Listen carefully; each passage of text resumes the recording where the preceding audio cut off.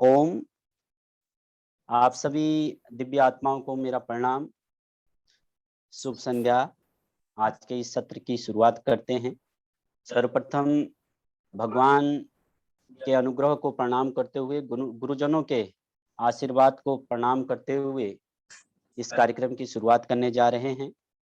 हमारे साथ पूरे देश भर से आप योग प्रेमी, स्वदेशी प्रेमी, सनातन संस्कृति प्रेमी, मानव प्रेमी भाई बहन जुड़े हुए हैं। हमारे एकल परिवार के भाई बहन जुड़े हुए हैं। महाराष्ट्र, मध्य प्रदेश, कर्नाटक, उत्तर प्रदेश का जो सहयोग शिक्षक प्रशिक्षण शिविर चल रहा है, उसमें जो योग शिक्षक पूज्य आनंदे महाराज जी के साथ प्रशिक्षण शिविर में सम्मिलित हैं, वो भाई बहन जुड़े हैं। और साथ ही साथ हमारे ग्रामीण आरोग्य केंद्र संचालक के भाई बहन जुड़े हुए हैं। आप सबको मेरा प्रणाम है, आपका स्वागत है। आज का सायंकालीन सत्र, बौद्धिक सत्र, भारतीय सनातन संस्कृति से जुड़ा हुआ है। और आज हमारे बीच एक विशेष मेहमान हैं, पूज्य बहन डॉक्टर उर्मिला जी जुड़ी हुई हैं। तो आप बहन पतंजलि विश्वविद्यालय में प्रोफेसर है, अध्यापन का काम करती हैं, सेवा देती हैं वहाँ पर, और वेदों में पीएचडी हैं।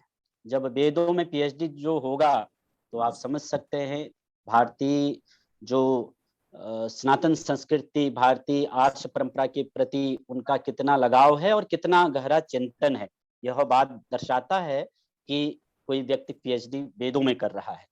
तो बहन जी का वैदिक सनातन संस्कृति के आर्ष ग्रंथों में गहरी पकड़ है, गहराई से उन्होंने अध्ययन किया है वैदिक शास्त्रों को।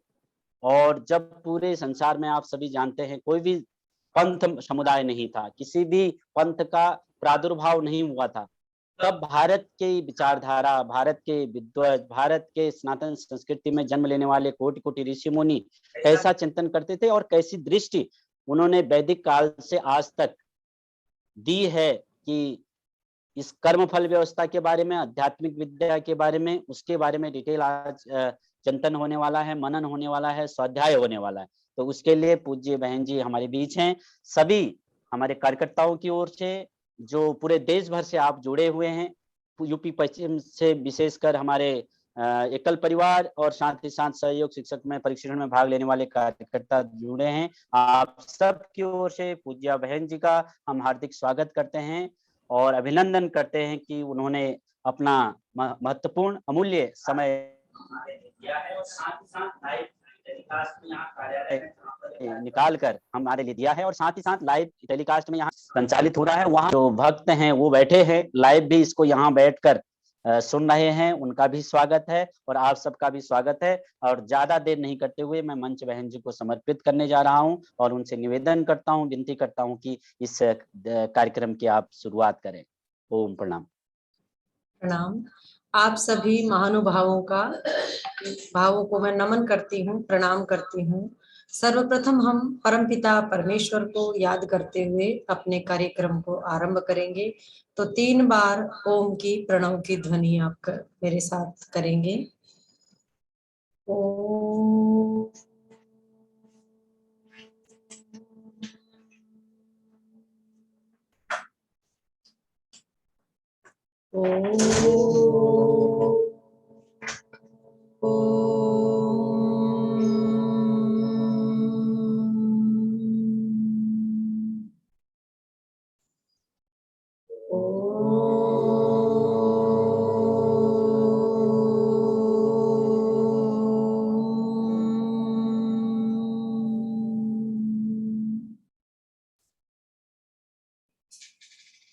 आप सभी को सादर नमस्ते।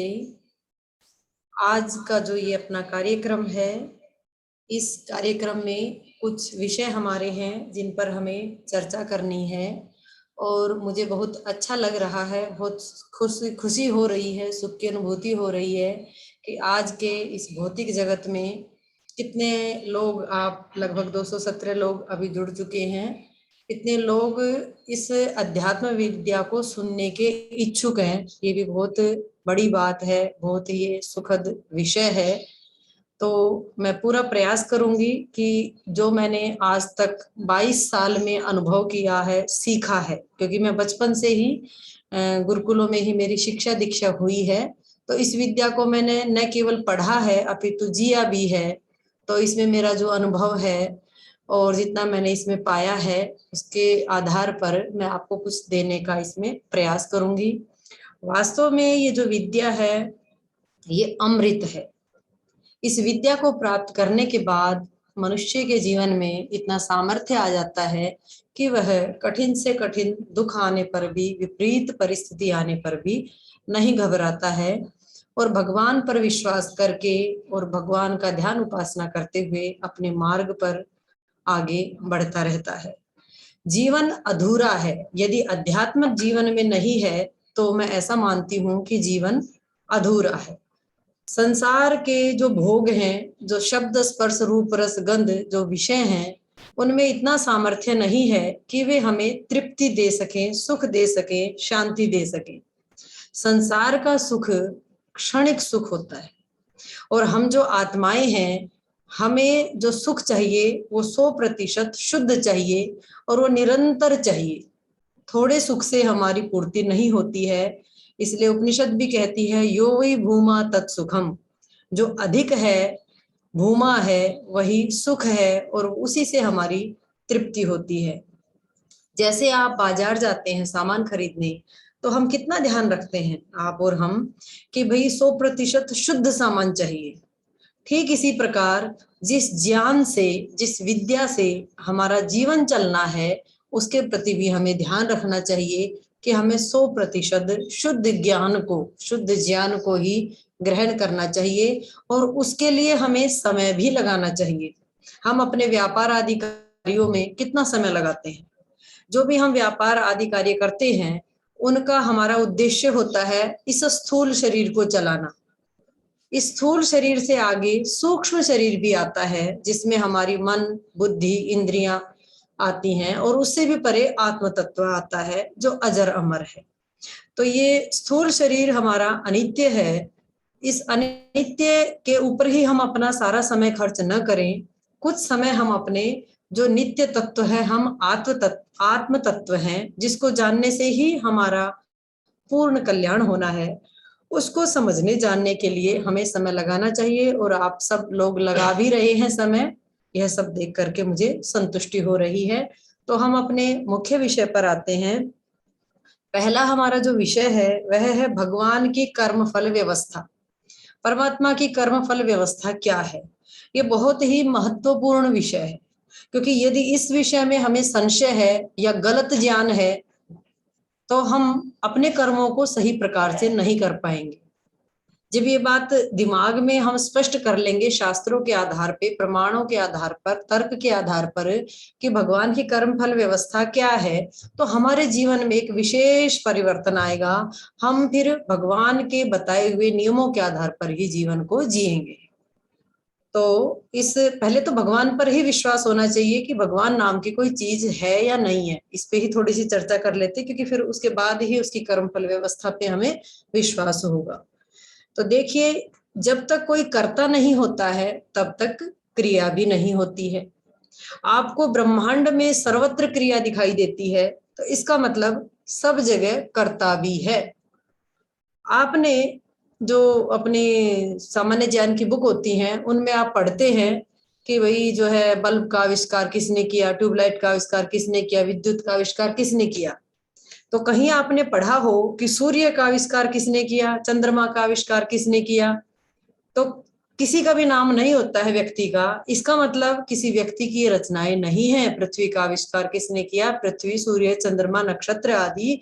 वायु का आविष्कार किसने किया? जल का आविष्कार किसने किया?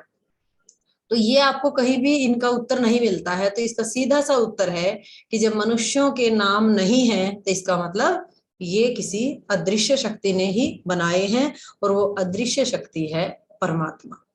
तो इस सिद्धांत को आप पकड़ ले कि हमारे सारे काम करने से ही होते हैं, क्रिया कर्ता के बिना नहीं हो सकती, कर्ता ही क्रिया को करता है। तो सब जगह आपको क्रिया दिखती है, कर्म दिखता है, हलचल दिखती है, मूवमेंट दिखता है। इसका मतलब यहाँ सर्वत्र परमात्मा है। और जब सब जगह परमात्मा है तो फिर उसकी कोई नियम भी होंगे, उसके कुछ कार्य भी होंगे। आगे एक आपका विषय आएगा परमात्मा के कार्य क्या हैं, तो उसमें एक कार्य परमात्मा का है जीवों के कर्मों के फलों को देना। यानी हम जो कर्म करते हैं उस कर्म फल को परमात्मा प्रदान करता है, यह भी एक परमात्मा का कार्य है। तो कर्म फल व्यवस्था के बारे में ये बात स्पष्ट हुई कि कर्म भगवान हमें देता है। अब यहाँ प्रश्न हो सकता है कि हम खुद ही अपने कर्मों का फल ले ले, भगवान को ही मानने की क्या जरूरत है। ऐसा दर्शनों में मैं याद कर रही हूँ, जहां तक सांख्य दर्शन में भी ये चर्चा आई है, न्याय में भी आई है इस तरह से चर्चा कि कर्म फल हम खुद ही ले लें या कर्म स्वयं ही अपने कर्मों का फल हमें दे दे, भगवान को मानने की क्या जरूरत है। तो वहां इसी तरह से बताया गया कि देखिए कर्म, पहली बात तो कर्म तो कोई ऐसी चेतन चीज नहीं है जो अपने आप फल दे दे, तो कर्म स्वयं अपने फल को नहीं दे सकता है।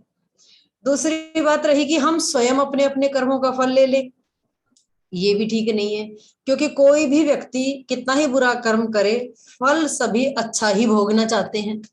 तो सब अगर हम खुद ही कर्मों का फल लेंगे तो सब अच्छा अच्छा ही फल लेंगे, बुरा फल कोई भी नहीं भोगेगा। जबकि हम संसार में देखते हैं कि बुरा भी भोगना पड़ता है, अच्छा भी भोगना होता है। तो इसके पीछे कारण है कि कोई दूसरा ही न्यायकारी न्यायाधीश बैठा हुआ है जो हमें हमारे कर्मों का फल देता है। तो कर्म फल व्यवस्था में नियम है अवश्यमेव भोक्तव्यम कृतम कर्म शुभाशुभम। हमने जो भी अपने जीवन में शुभ अशुभ कर्म किए हैं वे हमें अवश्य ही भोगने होते हैं। उनमें कोई विकल्प नहीं है कि आप भक्ति करेंगे, भगवान से प्रार्थना करेंगे, गंगा स्नान कर लेंगे तो आपके पाप माफ हो जाएंगे। पाप माफ नहीं होते हैं, जो कर्म किया है वो भोगना ही होता है। अगर ऐसे पाप माफ करने लगे परमात्मा तो सभी परमात्मा से प्रार्थना करेंगे, भक्ति करेंगे, तो फिर वो जो है न्याय व्यवस्था चल ही नहीं पाएगी। फिर लोग प्रश्न करते हैं यदि परमात्मा हमारे कर्मों के फलों को माफ नहीं करता तो हम भक्ति क्यों करें। तो भक्ति करने का अलग प्रयोजन होता है। भक्ति करने से हमारे अंदर सात्विकता बढ़ती है, उसका हम भगवान हमारी सहायता भी करता है, और भक्ति करने से भगवान में प्रीति बढ़ती है, प्रेम बढ़ता है। भक्ति करने से कर्मों के फल माफ नहीं होते हैं, जो कर लिए हैं वो तो हमें भोगने हैं, लेकिन भक्ति करने से इतना सामर्थ्य आ जाता है कि आगे हम गलत कार्य अशुभ कर्म नहीं करते हैं। तो पिछला जो भी है उसको भोग लेंगे, लेकिन आगे से आगे के कर्म हम शुभ ही करेंगे।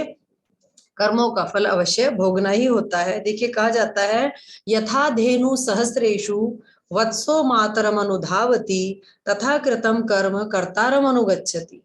कि जैसे 1000 गायों में भी छोटा सा बछड़ा अपनी माँ को ढूंढ लेता है। एक छोटा बछड़ा है और 1000 गायें खड़ी हैं, तो बछड़ा जाकर के अपनी माँ के पास ही जाके दूध पीता है, अपनी माँ को पहचान लेता है। ठीक इसी प्रकार जो हमारे कर्म हैं उनका फल हमें मिलता ही है। हमारे कर्म हमें ढूंढ लेते हैं, हमारे कर्म हमारे साथ ही रहते हैं। जैसे आजकल कंप्यूटर में कितना सारा डेटा रहता है, ठीक इसी प्रकार हमारे चित्त में उन कर्मों की छाप, उनके संस्कार पड़ते रहते हैं, और भगवान के पास भी उनका पूरा हिसाब किताब रहता है, और भगवान उन सब कर्मों का फल हमें देता रहता है। जितने फल हम भोगते जाते हैं उतने को माइनस करता जाता है, जितने नए करते हैं उनको जोड़ता जाता है, प्लस करता जाता है। तो कर्म फल व्यवस्था का सिद्धांत अटल सिद्धांत है। इस सिद्धांत को हमें समझना चाहिए और इस पर 100% विश्वास भी करना चाहिए, जिससे कि हम अपने जीवन में शुभ कर्म, अच्छे कर्म ही करें।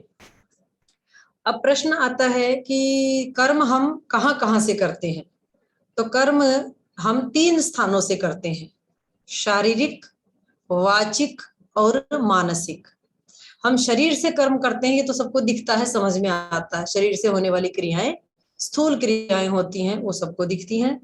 और मानसिक जो वाचिक कर्म है वो भी दिखता है। वाणी से कोई किसी को गाली देता है या किसी को कोई सम्मान करता है तो वो वाचिक कर्म होता है। तो वाणी से भी कर्म होता है, शरीर से भी कर्म होता है और मन से भी कर्म होता है। इसके विषय में बहुत सारे लोगों को भ्रांति रहती है कि मन से भी कर्म होता है क्या। गीता में भी कहा न ही कश्चित क्षणम अपि जातु तिष्ठत्य कर्म कृत। एक क्षण के लिए भी एक व्यक्ति भी कभी कर्म के बिना नहीं रह सकता। अवश्य ही कर्म सबको करना ही होता है। ये हमारा शरीर, सूक्ष्म शरीर, स्थूल शरीर भगवान ने ऐसा ही बनाया है कि कर्म हम करेंगे ही करेंगे। तो जब करना ही है तो शुभ ही कर ले। तो बात चल रही थी कि जो मानसिक कर्म है वे भी कर्म होते हैं क्या, और उनका भी फल भोगना होता है क्या? क्योंकि हम मन में तो बहुत कुछ सोचते रहते हैं, बहुत कुछ चलता रहता है हमारे मन में, तो मन से भी कर्म होते हैं, तो फिर तो बहुत सारे कर्म हो जाएंगे। हाँ बिल्कुल सही बात है, जो आप मन में अच्छा सोचते हैं तो शुभ कर्म बनता है आपका, और गलत सोचते हैं तो अशुभ कर्म बनता है, और उसका फल भी हमें भोगना होता है। जैसा कि मनुस्मृति का भी इसमें प्रमाण है, मानसम मनसैवायम उपभुंक्ते शुभाशुभम वाचा वाचा कृतम कर्म काये नैव च कायिकम। अर्थात मन से किए हुए कर्मों का फल हमें मन से भोगना पड़ता है, और वाणी से जो शुभ अशुभ कर्म करते हैं उनका फल वाणी से भोगना पड़ता है। और काय कहते हैं शरीर को, जो कर्म शरीर से करते हैं उनका फल शरीर से भोगना होता है। तो क्या फल भोगना होता है वो भी साथ साथ बताया। शरीर जयी ही कर्म दोषई याति स्थावरताम नरः। शरीर से यदि आपने व्यभिचार आदि दुष्कर्म किए हैं, चरित्रहीनता यदि आपने की है, या किसी की हिंसा की है, शरीर से जो भी कोई आपने गलत कर्म किया है, तो आपको क्या योनि मिलेगी? स्थावरताम गतः। स्थावर कहते हैं पौध पेड़ों को, जो पेड़ पौधे हैं जो एक जगह खड़े रहते हैं, तिष्ठति इति स्थावरम, जो एक जगह रहे वे स्थावर कहलाते हैं। तो यदि हम शरीर से गलत कार्य करते हैं, अशुभ कर्म करते हैं, तो हमें ये जो पेड़ पौधे हैं इनके योनियों में जाना पड़ता है। आज हम इस मनुष्य शरीर में हैं, कुछ दिन बाद हमें फिर पेड़ बनना पड़ेगा। तो इसलिए कभी भी शरीर से हमें कोई भी गलत कार्य नहीं करना है। आगे कहा वाचिकई ही पक्षी मृगताम। यदि वाणी के दोष करते हैं, वाणी से हम अशुभ कर्म करते हैं, जैसे किसी को कठोर भाषण कर देते हैं, गुस्सा क्रोध कर देते हैं, किसी को अपशब्द बोलते हैं। क्रोध को तो दोष ही नहीं मानते, हम कहते हैं भाई अगले व्यक्ति ने ऐसा किया था, मुझे गुस्सा आ गया, क्रोध आ गया। जबकि मनुस्मृति में धर्म के लक्षणों में अक्रोध को, क्रोध न करना धर्म बताया है। तो आप अर्थापत्ति लगा लीजिए, क्रोध करना फिर अधर्म होगा। तो यदि हम क्रोध करते हैं, गुस्सा करते हैं, तो वह अधर्म होता है, अशुभ कर्म है। इसलिए फिर उसका फल बताया है यहाँ पे कि वाणी से जो कर्म होंगे पक्षी मृगताम, फिर हम पक्षी मृग आदि की योनियों में हमें जाना होगा। वाणी छीन लेगा भगवान, शरीर से हमने गलत काम किया तो पेड़ बना देगा, पौधे बना देगा, और यदि हम वाणी से गलत काम करेंगे तो ये वाणी ही नहीं मिलेगी। अभी भी ऊपर कहा था वाचा वाचा कृतम कर्म, वाणी से गलत कार्य करेंगे तो वाणी से भोगने का मतलब फिर वाणी नहीं मिलेगी हमें। इसलिए हमें वाणी से कभी भी किसी को कठोर नहीं बोलना, किसी के ऊपर क्रोध नहीं करना। कोई गलत भी करे तो प्रेम पूर्वक उसको हम समझा दें, प्रेम से तो हम किसी को सुधार सकते हैं। क्रोध से तो हमेशा प्रतिशोध ही होता है, क्रोध से तो सामने भले ही हमें कुछ ना कहे लेकिन पीछे से वो कुछ कुछ बोलता ही रहता है, और उससे उसका सुधार भी नहीं होता, नकारात्मकता ही फैलती है क्रोध करने से। तो जितनी जिस जैसे गलती हो, जैसे हम अपने आप को माफ करते हैं, हमसे गलती होती है तो हम अपने आप को बहुत सहज भाव से माफ कर लेते हैं कि भाई ये गलती मुझसे हो गई। ऐसे ही हमें दूसरों को भी सहज भाव से माफ कर देना चाहिए, उनको कठोर भाषण उनके साथ नहीं करना चाहिए। अन्यथा भगवान ये नहीं देखेगा कि अगले व्यक्ति ने गलती की थी इसलिए आपने कठोर भाषण किया या कठोर बोला इसलिए गुस्सा किया। आपको अपने किए का कर्म का फल भोगना ही होगा। आपको फिर पशु पक्षी पक्षी आदि योनियों में जाना होगा, और वहां हमें फिर वाणी नहीं मिलेगी। आगे कहा मानस ही अंत्य जातिताम। यदि मानसिक बुरे कर्म करते हैं, जैसे किसी की हानि के बारे में सोचते रहे कि भगवान उसकी हानि हो जाए, उसका अनर्थ हो जाए, मन में दूसरे की अहित जो चिंतन करते हैं वो मन से होने वाला अशुभ कर्म है। और उससे हमें क्या मिलेगा? अंत्य जाति कहते हैं चांडाल आदि जो शुद्र जातियां हैं, सामान्य जातियां हैं, उनमें हमें जाना पड़ेगा यदि हम मन से बुरे कर्म करेंगे। इसलिए फिर क्या करें? मन को फिर किस काम में लगाएं? मन को परमात्मा के जप में लगाएं, परमात्मा के ध्यान में लगाएं, गायत्री मंत्र या माला आदि लेकर के आप जप करते रहें, जिससे कि वाणी के दोषों से भी बचते रहें और मन के दोषों से भी बचते रहें। तो इस प्रकार हम मन से, वाणी से और शरीर से कर्म करते हैं, और हम इस मनुष्य योनि में इतने अधिक कर्म कर डालते हैं इस छोटे से जीवन में कि 184 योनियों तक हमें उनका फल भोगना पड़ता है। इसलिए जाने अनजाने में हम अशुभ कर्मों को न करें, जितना हो सके शुभ कर्म करें, और धीरे धीरे उन शुभ कर्मों में भी निष्कामता को स्थापित करते रहें और उनको हम निष्काम कर्म बनाते रहें। तो इससे हमारा मुक्ति का मार्ग खुलेगा। तो ये कर्म फल व्यवस्था के बारे में हमने चर्चा की कि जो भी कर्म करते हैं उसका फल हमें भोगना होता है। चाहे हम मन में सोचे ही, आपने भले किसी की चोरी नहीं की और आपने मन में सोच लिया कि अरे इसकी चीज तो मुझे मिल जाए, मैं ले लूं इसकी इस चीज को, तो ऐसे अगर आपने सोच लिया, निश्चय कर लिया, भले ही फिर आपने उसको शरीर से कार्यान्वित नहीं किया, चोरी नहीं भी की, पर मन से तो चोरी कर ली, मानसिक चोरी तो हो गई, तो आपको उसका भी दंड अवश्य भोगना होगा। इसलिए किसी की भी वस्तु के बारे में कभी भी ऐसा न सोचे कि काश ये मेरी हो, मुझे मिल जाए, मुझे क्यों नहीं मिली, मैं इसको ले लूं, ये न के न प्रकार है न। तो इस तरह से कुछ भी इन भौतिक पदार्थों के बारे में न सोचें, क्योंकि ये भौतिक पदार्थ, आप ये सोचें कि हमारे साधन मात्र है, ये जीवन यात्रा चलाने के लिए साधन ही है। जैसे हमें दिल्ली जाना है तो चाहे हम बस से जाएं, गाड़ी से जाएं, बाइक से जाएं, हवाई जहाज से, कैसे भी जाएं, दिल्ली ही तो पहुंचना है, तो उसमें क्या सोचना। ऐसे ही ये जितने भी साधन हैं, ये हमारे सारे साधन ही हैं।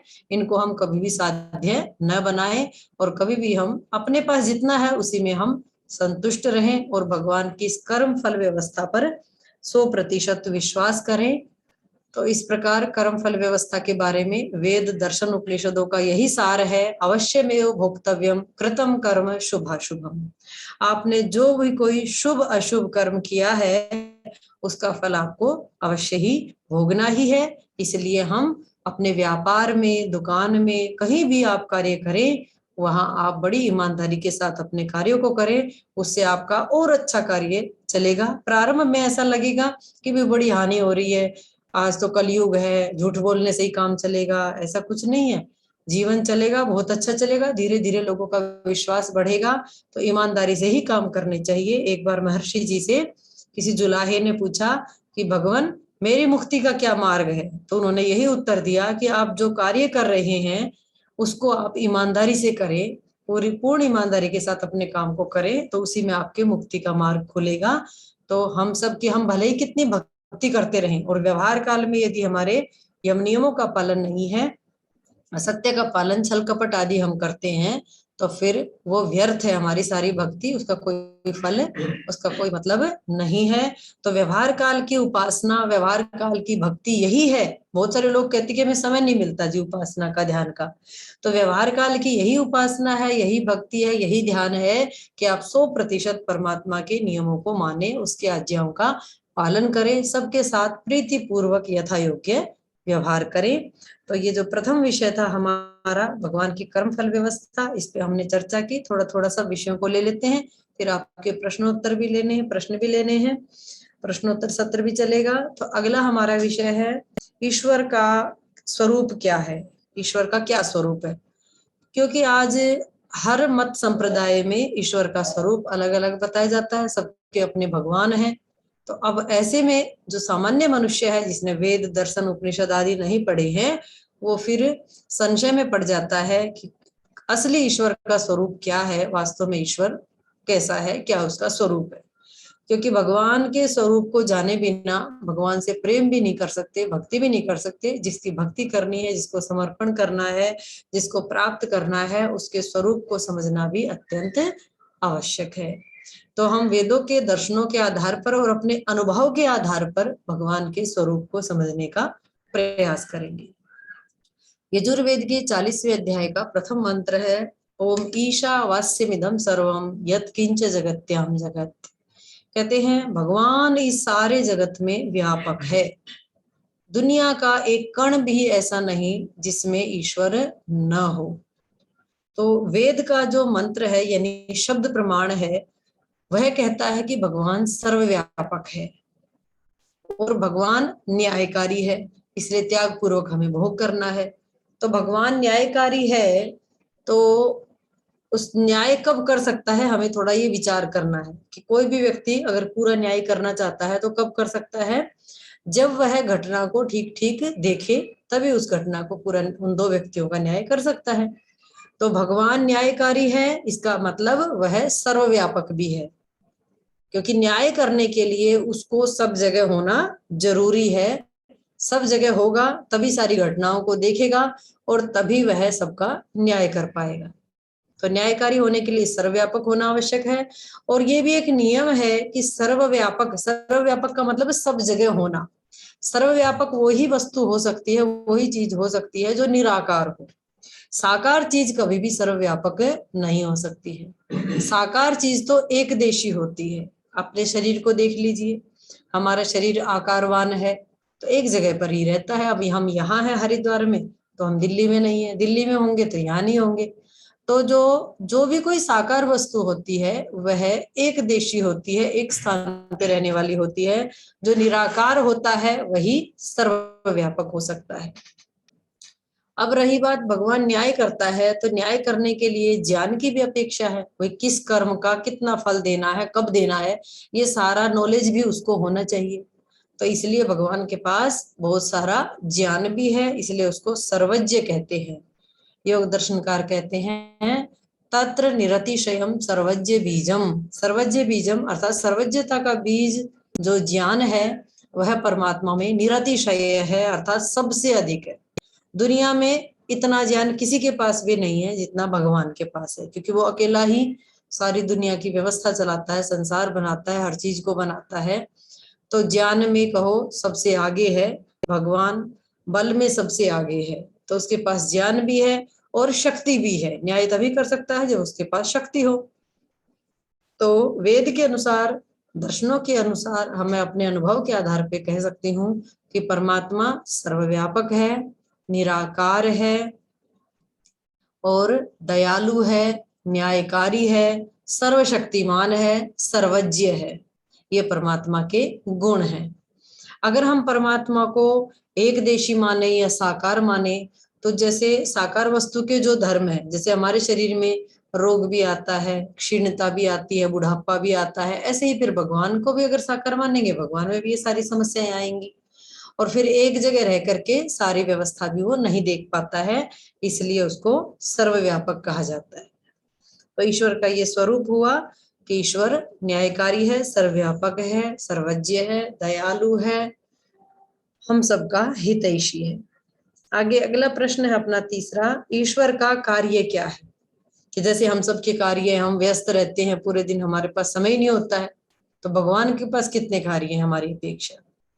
तो भगवान जो कार्य करता है, सृष्टि की उत्पत्ति मतलब जगत को बनाना, फिर उसको धारण करना। जैसे आप देखिए, अगर आपके परिवार में एक मुखिया ना हो, परिवार को कोई धारण करने वाला ना हो, संस्था को धारण करने वाला ना हो, चलाने वाला ना हो, तो वो परिवार, वो संस्था नहीं चल पाती है। तो इसी प्रकार ये संसार भी नहीं चल सकता यदि भगवान इसको धारण ना करे, ना चलाए। तो भगवान जो है सृष्टि को बनाता भी है, उसको धारण भी करता है, और अंत में इसका जब समय आता तो इसका प्रलय भी करता है। एक तो सृष्टि की उत्पत्ति, स्थिति, प्रलय, ये भगवान के कार्य हैं। इससे अतिरिक्त कर्मों का फल देना, जीवों के कर्मों का फल देना, यह भी परमात्मा का कार्य है। ये हमने भी ऊपर चर्चा की ही थी कि कर्म अपने आप स्वयं फल नहीं दे सकते हैं, तो फल देना भी भगवान का कार्य है। और उससे अलग वेदों की रचना करना। देखिए, कोई भी कंपनी कोई भी छोटी सी भी यदि वस्तु बनाती है, ये कंप्यूटर ही उदाहरण के लिए लें, फोन लें, तो कोई भी वस्तु अगर कोई बनाता है तो उसके साथ एक बुकलेट देते हैं कि भाई इसका प्रयोग हमें कैसे कैसे करना है। ठीक इसी प्रकार भगवान ने जब ये संसार बनाया तो इस संसार में क्या क्या नियम है, कैसे कैसे हमें चलना है, क्या करना है, उसके लिए भी बुकलेट दी, और उसका नाम है 4 वेद। वेदों के रूप में हमें बताया कि हमारे क्या क्या कर्तव्य हैं, क्या क्या धर्म है हमारे, कैसे हमें जीवन को जीना है, ये सब भगवान ने वेद में बताया हुआ है। ये हमारे देश का दुर्भाग्य है कि वेद को हमने संविधान नहीं माना। देश का ही नहीं, पूरी पृथ्वी का ही दुर्भाग्य है। पूरी पृथ्वी पर ही एक संविधान होना चाहिए, वेद रूपी संविधान। जैसा जैसा वेद में लिखा है, यदि इस वेद के संविधान को हम पूरी पृथ्वी पर लागू कर दें तो जितनी भी तमाम समस्याएं हैं, कोरोना जैसी भी, सारी समस्याएं हमारी समाप्त हो सकती हैं और बहुत सुखपूर्वक हम जीवन व्यतीत कर सकते हैं। अभी तो हमें अपना ये स्थूल शरीर चलाना ही मुश्किल हो जाता है, इसी के लिए पैसा कमाना, धन कमाना, संसाधन जुटाने, घर जुटाना, इसी में हम लगे रह जाते हैं, जबकि ये सब कार्य गौण है। हम केवल ये करने नहीं आए। अब कोई एक आदमी नई गाड़ी खरीद के लाए और बस पूरे दिन यही काम करे कि गाड़ी को ही साफ करना, उसमें पेट्रोल डालना, चलाए नहीं, उसका उपयोग कुछ ले नहीं। ऐसा ही कुछ हाल हम मनुष्यों का है। ये शरीर हमें मुक्ति प्राप्ति के लिए, परमात्मा की प्राप्ति के लिए, अपने आप को जानने के लिए, समझने के लिए मिला था। और बस हम इस शरीर के ही सजाने संवारने और पेट भरने में लगे रहते हैं, इसी की पूर्ति में हम लगे रहते हैं। और जिस कार्य के लिए हम आए थे, आत्मचिंतन के लिए, अपने आप को समझने के लिए, वो कार्य हमारा गौण हो गया है। तो इसलिए हमें इस पर ध्यान देना है। हम चर्चा कर रहे थे कि ईश्वर के कार्य क्या हैं। तो ईश्वर के कार्य सृष्टि की उत्पत्ति, स्थिति, प्रलय, जीवों के कर्मों का फल देना और वेदों की रचना करना, अनेक भगवान के कार्य हैं। और सृष्टि को धारण तो भगवान कर ही रहे हैं। और केवल ज्ञान शुरू में ही 4 वेदों का ज्ञान 4 ऋषियों के हृदय में ही नहीं दिया भगवान ने। आज भी जो पवित्र आत्माएं हैं और आप सब भी हैं, आप हम सबको भी वर्तमान में भी परमात्मा नया नया ज्ञान, नया नया नॉलेज देते रहते हैं। जो व्यक्ति जितना सात्विक होगा, जितना योगाभ्यासी होगा, जितना यम नियमों का पालन करेगा, जितना भगवान के अनुसार चलेगा, उसको उतना उतना ज्ञान परमात्मा देते जाएंगे। आज एक वैज्ञानिक यदि खोज करता है, कुछ रिसर्च करता है, तो वो जो ज्ञान उसकी बुद्धि में आया, वो कहाँ से आया? उसने परिश्रम किया तो परमात्मा ने उसकी बुद्धि में ज्ञान दिया। तो इसलिए आज भी जो ज्ञान हमें प्राप्त हो रहा है, वो सारा हमें परमात्मा की ओर से ही प्राप्त हो रहा है। आज भी परमात्मा हमें ज्ञान दे रहे हैं, बांट रहे हैं। और सृष्टि को कितने अच्छे से भगवान चलाते हैं। एक वैज्ञानिक का ऐसा मत वो आया, उसका वैज्ञानिक ने बताया कि भगवान ने इस सृष्टि पर जितनी आत्माओं को जन्म दिया है, उससे 6 गुना अधिक खाद्य पदार्थों की व्यवस्था इस सृष्टि पे है। देखिए कितना महान है वो। 6 गुना अधिक पदार्थों की व्यवस्था, खाद्य पदार्थों की व्यवस्था परमात्मा ने इस भूमि में इतना सामर्थ्य दिया है कि इतनी व्यवस्था हो रही है। तो बड़ी कुशलता के साथ परमात्मा इस सृष्टि को चला रहा है। ये तो हमारे देश के राजाओं की गलती है कि हम उसका सही से वितरण नहीं कर पाते हैं, जिसके कारण से भूखमरी से, गरीबी से लोग मरते रहते हैं, असुविधाएं उनको होती रहती हैं।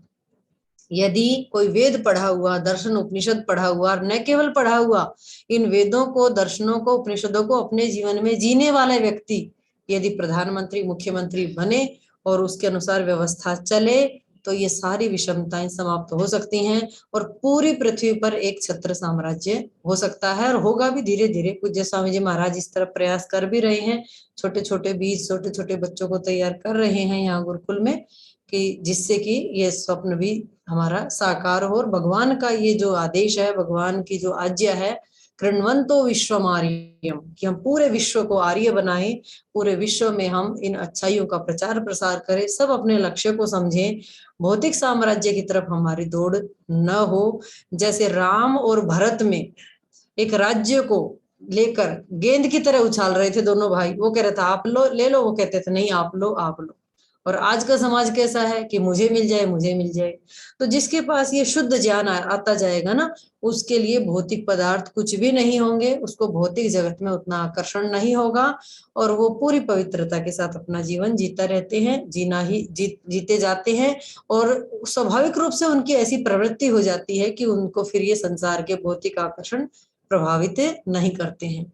तो आप जो ये ईश्वर का स्वरूप समझ रहे हैं, इसको समझें, मनन करें। जितने भी विषय पर हम चर्चा कर रहे हैं, यदि आप धीरे धीरे चिंतन के द्वारा उसको अपने जीवन में धारण करते जाएंगे, तो निश्चित रूप से आपका जीवन भी राम जैसा जीवन होगा। आपको भी संसार के भौतिक पदार्थों में आकर्षण नहीं होगा। जो आपके पास है उसमें ही आप भी संतुष्ट रहेंगे। कुछ लोग कहते हैं भाई हमें ईश्वर की क्या आवश्यकता है, जिसकी अध्यात्म में रुचि है वे लोग समझ लेंगे इन विषयों को, ये हमारे काम के विषय नहीं। ये बड़ी भ्रांति है। इनके बिना, इन विषयों को स्पष्ट किए बिना, इनको जीवन में जिए बिना शांति नहीं है। शांति तो सबका लक्ष्य है, सुख तो सब आत्मा चाहती है, और सुख का स्रोत यही है कि हम इस वैदिक विचारधारा को समझें, अपने जीवन में जिए और उससे हम आनंद और शांति की प्राप्ति करें। बाहर के पदार्थों में जो सुख मिलता है उसकी अपेक्षा जो अंदर का सुख है, मानसिक सुख है, जो इस संसार के आकर्षणों को छोड़ने से, राग द्वेष को छोड़ने से मिलता है, वो सुख इस सुख से 1000 गुना अधिक है। तो इसलिए आप इसको अपने जीवन में जिए, धारण करें। ये मार्ग केवल सुनने का नहीं है, ये जीवन में जीने का है। इसलिए हमारे ऋषियों ने कहा, क्या कहा महाभाष्य में पतंजलि जी ने, चतुर्भी उपायैः विद्योपयुक्ता भवति। 4 प्रकार से विद्या जीवन में आती है, आगम कालेन, स्वाध्याय कालेन, प्रवचन कालेन। कहते हैं पहले सुना, उसके बाद उसका मनन किया कि जो बातें हमने सुनी है ठीक है या गलत है, फिर उसको जीवन में धारण करना, यदि सही है तो प्रैक्टिकल करना। उसके बाद जो अंदर से ज्ञान आएगा उसका नाम है तत्व ज्ञान, उससे ही हमारा कल्याण होगा और फिर हमें हमारी भ्रांतियां धीरे धीरे समाप्त होंगी। तो ये विषय भी हो गया हमारा कि ईश्वर का कार्य क्या है। ईश्वर का कार्य सृष्टि की उत्पत्ति, स्थिति, प्रलय है, वेदों का ज्ञान देना, आज भी हमें ज्ञान दे रहे हैं, जीवों के कर्मों के फलों को देना, ये ईश्वर के कार्य हैं। और ईश्वर जितना व्यस्त है इतना दुनिया में कोई भी व्यस्त नहीं है। इतने सारे लोगों को कार्य को देखना, सबके कर्मों के फलों को देना, सबको ज्ञान देना, सबका न्याय करना, इतना सारा कार्य भगवान अकेला कर रहा है।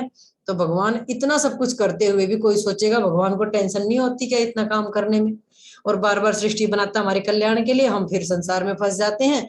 तो क्या कभी ऐसा नहीं सोचता कि क्या बार बार सृष्टि बनानी, क्यों बार बार करना है, लोग तो सुधरते ही नहीं है। तो भगवान ऐसा कभी नहीं सोचता, उसमें अनंत शक्ति है, अनंत सहन शक्ति है। भगवान के लिए पूरी दुनिया चलाना इतना सरल है। वेद का मंत्र है यत्र विश्वम भवति एक नीडम, कि जैसे एक बहुत बड़े वट वृक्ष पर एक छोटा सा घोंसला हो, तो उस वट वृक्ष को, उस घोंसले को संभालने में, रखने में कितनी शक्ति लगती है, इतनी ही शक्ति भगवान की इस विश्व को चलाने में लगती है। जैसे हमें आग झपकने में जितनी शक्ति लगती है, हमारी कुछ भी नहीं लगती है, ऐसे ही इतना ही सहज, इतना ही सरल भगवान के लिए दुनिया चलाना है। तो ऐसे महान परमात्मा से हमें अवश्य ही अपना संबंध स्थापित करना चाहिए। तो अगले विषय पर हम आते हैं, ईश्वर का नाम क्या है। क्योंकि हम, कोई भी व्यक्ति हमें सबसे पहले मिलता है तो उससे यही पूछते हैं कि भी आपका नाम क्या है। नाम से ही हम उससे व्यवहार कर पाते हैं, तो इसलिए ईश्वर का भी नाम हमें पता होना चाहिए। वैसे तो ईश्वर के अनेक नाम हैं, क्यों? भगवान के गुण, कर्म, स्वभाव अनंत है, अनंत कर्म करता है, अनेक गुण है उसमें। तो एक एक गुण के आधार पे एक एक नाम रखें, एक एक कर्म के आधार पे एक एक नाम रखें, तो भगवान के अनंत नाम है, सैकड़ों, हजारों, लाखों नाम है। सत्यार्थ प्रकाश के प्रथम समोल्लास में महर्षि दयानंद जी ने परमात्मा के 100 नामों की व्याख्या की है, और 100 नामों की व्याख्या करते हुए कहते हैं कि ये तो समुद्र में बूंद के समान है, क्योंकि परमात्मा के अनेक कर्म, अनेक गुण होने से अनेक नाम है उसके। पर फिर भी हमें एक नाम, जो सर्वोत्तम नाम है, जिससे हम आराधना करें, उपासना करें, तो वो नाम है ओम नाम। योग दर्शनकार भी कहते हैं तस्य वाचकः प्रणवः, कि उस परमात्मा का जो नाम है वह ओम है, प्रणव है। प्रणव का अर्थ ओम, प्रकर्षेण नूयते स्तूयते अनेन, अर्थात जिसके द्वारा अच्छी प्रकार स्तुति कर पाए वह प्रणव है, और प्रणव ही ओम है। वेदों में भी परमात्मा का ओम नामाय यदिच्छन्तो ब्रह्मचर्यम चरन्ति तत्ते पदम संग्रहेण ब्रवीमि ओम इत्येतत्। उपनिषद भी कहती हैं कि सर्वे वेदा यत् पदम आमनन्ति तपांसि च सर्वाणि यद वदन्ति यदिच्छन्तो ब्रह्मचर्यम चरन्ते तत्ते पदम संग्रहेण ब्रवीमि ओम इति एतत्। सारे के सारे वेद, चारों वेद जिस परमात्मा की महिमा का गान करते हैं, सारे वेदों का सार गायत्री मंत्र है, और गायत्री मंत्र का सार 3 महाव्याहृति भूर्भुवः स्वः है, और उनका भी सार ओम है। तो ओम में सब कुछ प्रतिष्ठित है, सब कुछ स्थित है। परमात्मा का नाम ओम है, और ओम जो शब्द है, जो परमात्मा का नाम है, वह 3 मात्राओं से बनता है, अकार, उकार और मकार, अ, उ और म। जो ओम में आपको ऐसे 3 का निशान सा दिखता है उसे प्लुत कहते हैं। उसका मतलब है कि ओ को आपको लंबा करना है। अ और उ, इन दोनों वर्णों को संधि हो जाती है, जिसको हम संस्कृत में गुण संधि कहते हैं। तो ओ हो जाता है, फिर उसके पीछे ऐसे एक निशान लगा होता है, शुद्ध ओम जब लिखते हैं तो प्लुत का निशान होता है, जिससे कि ओम, इसी प्रकार हम ओ को लंबा करना है हमें, उसका वो संकेत होता है। तो अ, उ और म, इन 3 मात्राओं से ओम बनता है, और इस 3 मात्राओं में ही सारे संसार के नामों का ग्रहण हो जाता है। अकार से हम ओम में जो अ मात्रा है उसे 3 शब्दों का हम ग्रहण कर लेते हैं, विराट, अग्नि और विश्व। ओम में जो अकार मात्रा है उससे अकार, अकार से विराट, अग्नि और विश्व 3 नामों का ग्रहण होता है। परमात्मा का नाम विराट है। परमात्मा बहुत बड़ा है। ब्रह्मांड में जितना हम दूर तक हमारी दृष्टि जाती है उससे भी आगे जहां दृष्टि नहीं जाती है वहां भी परमात्मा है, वह विराट है। परमात्मा का नाम अग्नि है। जैसे ये भौतिक अग्नि हमें प्रकाश देती है, वस्तुओं को ठीक ठीक दिखाती है, इसी प्रकार परमात्मा अंदर का ज्ञान देता है, अंदर की नॉलेज देता है बुद्धि में, जिससे कि हमें संसार को सबको हम ठीक ठीक देख सके, इसलिए उसका नाम अग्नि है। विराट अग्नि विश्व, परमात्मा का नाम विश्व भी है। तो विश्व का अर्थ है विश्व प्रवेशने धातु से बनता है, जो सब जगह प्रवेश किए हुए है, सब जगह घुसा हुआ है, प्रवेश किए हुए है, इसलिए उसका नाम विश्व है। आगे उकार मात्रा है, इससे भी 3 नामों का ग्रहण होता है, हिरण्यगर्भ, वायु और तेजस आदि। पर उकार से हिरण्यगर्भ, हिरण्यगर्भ का मतलब है, हिरण्य मतलब सोने की तरह चमकीले, जो सूर्य चंद्र नक्षत्र आदि हैं वे सब जिसके गर्भ में है, अर्थात इन सब को जो उत्पन्न करने वाला परमात्मा है, इसलिए परमात्मा को हिरण्यगर्भ कहते हैं। दूसरा परमात्मा का उकार से हम लेंगे वायु, हिरण्यगर्भ, वायु, तेजस आदि। परमात्मा को वायु भी कहते हैं। जैसे ये भौतिक वायु हमें जीवन देती है, ऐसे ही परमात्मा भी हमें जीवन देता है, इसलिए उसका नाम वायु है। हिरण्यगर्भ, वायु, तेजस। तेजस का मतलब है तेज स्वरूप। परमात्मा का जो तेज है, जब हम उसका ध्यान करते हैं तो उसका तेज हमारे अंदर आता है और वो हमारी दुर्बलताओं को नष्ट कर देता है। तीसरी मात्रा है मकार। ओम में तीसरी मकार मात्रा है, उससे 3 शब्द लेते हैं, ईश्वर, आदित्य, प्राज्य आदि। तो ईश्वर मतलब ऐश्वर्यवान। परमात्मा के बाद बहुत सारा ऐश्वर्य है, आध्यात्मिक भौतिक सब प्रकार का ऐश्वर्य है, और इसलिए उसको ईश्वर कहते हैं। और आदित्य इसलिए कहते हैं कि वो सूर्य के समान प्रकाशमान है, अर्थात सूर्य जैसे अंधकार को हरता है, ऐसे परमात्मा अज्ञान को हरता है। और ईश्वर आदित्य प्राज्य, प्राज्य ईश्वर को इसलिए कहते हैं क्योंकि प्राज्य का अर्थ है बुद्धिमान। परमात्मा अत्यधिक विद्वान है, सबसे अधिक विद्वान है, बुद्धिमान है, इसलिए उसको प्राज्य कहते हैं। तो इस तरह से ओम के अंदर हमने 9 शब्दों का जाना। अकार से विराट, अग्नि, विश्व आदि, उकार से हिरण्यगर्भ, वायु, तेजस, और मकार से ईश्वर आदित्य प्राज्य। तो ये ओम के अंदर ये सारे शब्द आ जाते हैं। इनका यदि हम चिंतन करते हैं, ध्यान करते हैं, तो वह ओम का ही जप है। ओम एक पवित्र ध्वनि है, ओम परमात्मा का नाम है, उसका आप जप करेंगे तो आपको मानसिक शांति प्राप्त होगी। किसी को नींद की समस्या है और आप ओम का जप करें तो वो भी समस्या हल होगी। और यदि आप जप नहीं कर पाते, जप करते समय आपका मन इधर उधर चला जाता है, तो एक और भी उपाय है कि आप ओम को लिखें। 1 पेज 2 पेज प्रतिदिन आप ओम का नाम कॉपी में ओम ओम ऐसे करके लिखते जाएं, तो आपका मन शांत होगा। आप देखना आपको बहुत अच्छी अनुभूति होगी। केवल नींद की ही समस्या नहीं, कभी आपके जीवन में गहरी समस्या है, आप बड़े चिंतित हैं किसी दुर्गुण से, किसी दोष से, या किसी भी समस्या से, आंतरिक या बाह्य किसी भी प्रकार की समस्या से आप ग्रसित हैं, कोई रास्ता आपको नहीं दिखता है, आप पेन कॉपी उठाएं और ओम का नाम लिखें। तो उसके लिखने से निश्चित रूप से आप उस समस्या से, उस दुख से, उस पीड़ा से बाहर निकल जाएंगे। तो ये परमात्मा का नाम क्या है, तो हमने जाना परमात्मा का नाम ओम है, और उस ओम नाम का हमें जप और ध्यान करना चाहिए। अगले अपने प्रश्न को लेते हैं। अगला हमारा प्रश्न है, भाग्य बड़ा या पुरुषार्थ। बहुत सारे लोगों को ये भ्रांति रहती है कि हमारे तो भाग्य में यही लिखा, अब क्या करें, अब ये दुख भाग्य में ही लिखा है तो हम कुछ नहीं कर सकते, और वो अपने पुरुषार्थ को कम कर देते हैं, छोड़ देते हैं। ये बहुत बड़ी भ्रांति है। पुरुषार्थ बड़ा है भाग्य से। भाग्य भी तो पुरुषार्थ से ही बनता है। पूर्व जन्म में जो कर्म किए या वर्तमान में अब तक जितने कर्म किए, उन कर्मों के फल स्वरूप ही तो भाग्य बना है, और अब कर्म करेंगे उनसे भी भाग्य बनेगा। तो हम जो कर्म करते हैं ना, उनका कुछ फल हमें साथ साथ भी मिलता रहता है, और कुछ फल हम आगे भोगते हैं। इसलिए पुरुषार्थ बड़ा है। आप अपने पुरुषार्थ से न चुके, अपना पुरुषार्थ करते रहें। यदि आपकी समस्या भी है कुछ, तो धीरे धीरे उस पुरुषार्थ को करते हुए वो दूर हो जाएगी। महर्षि जी ने तो इसी को तप कहा है, कि आपके जीवन में प्रतिकूल परिस्थिति आ गई, फिर भी आप अपने दिनचर्या, अपने कर्तव्य, अपने धर्म को नहीं छोड़ रहे हैं, इसी का नाम तप है। और तप से क्या होता है?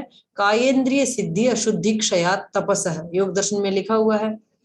यदि आप तप करते हैं तो शरीर की इंद्रियों की जो अशुद्धि है वो नष्ट हो जाती है, मन बुद्धि हमारी पवित्र हो जाती है। तो सामान्य स्थिति में तो सभी लोग अपना कर्तव्य पालन करते हैं, विशेष विपत्ति आने पर, परिस्थिति आने पर भी आप अपने दायित्व से, अपने कर्तव्य से, अपनी दिनचर्या से पीछे ना हटें। इसी का नाम तप है और इसके करने से हमारी जो अविद्या है वो नष्ट होती है और भगवान उससे प्रसन्न होते हैं, क्योंकि जीवन में परिस्थितियां तो आती ही रहेंगी, हमें अपने लक्ष्य से नहीं हटना है। तो इसलिए पुरुषार्थ सबसे बड़ा है। पुरुषार्थ चतुष्टय में भी यही आता है, जो है हम धर्म अर्थ काम और मोक्ष।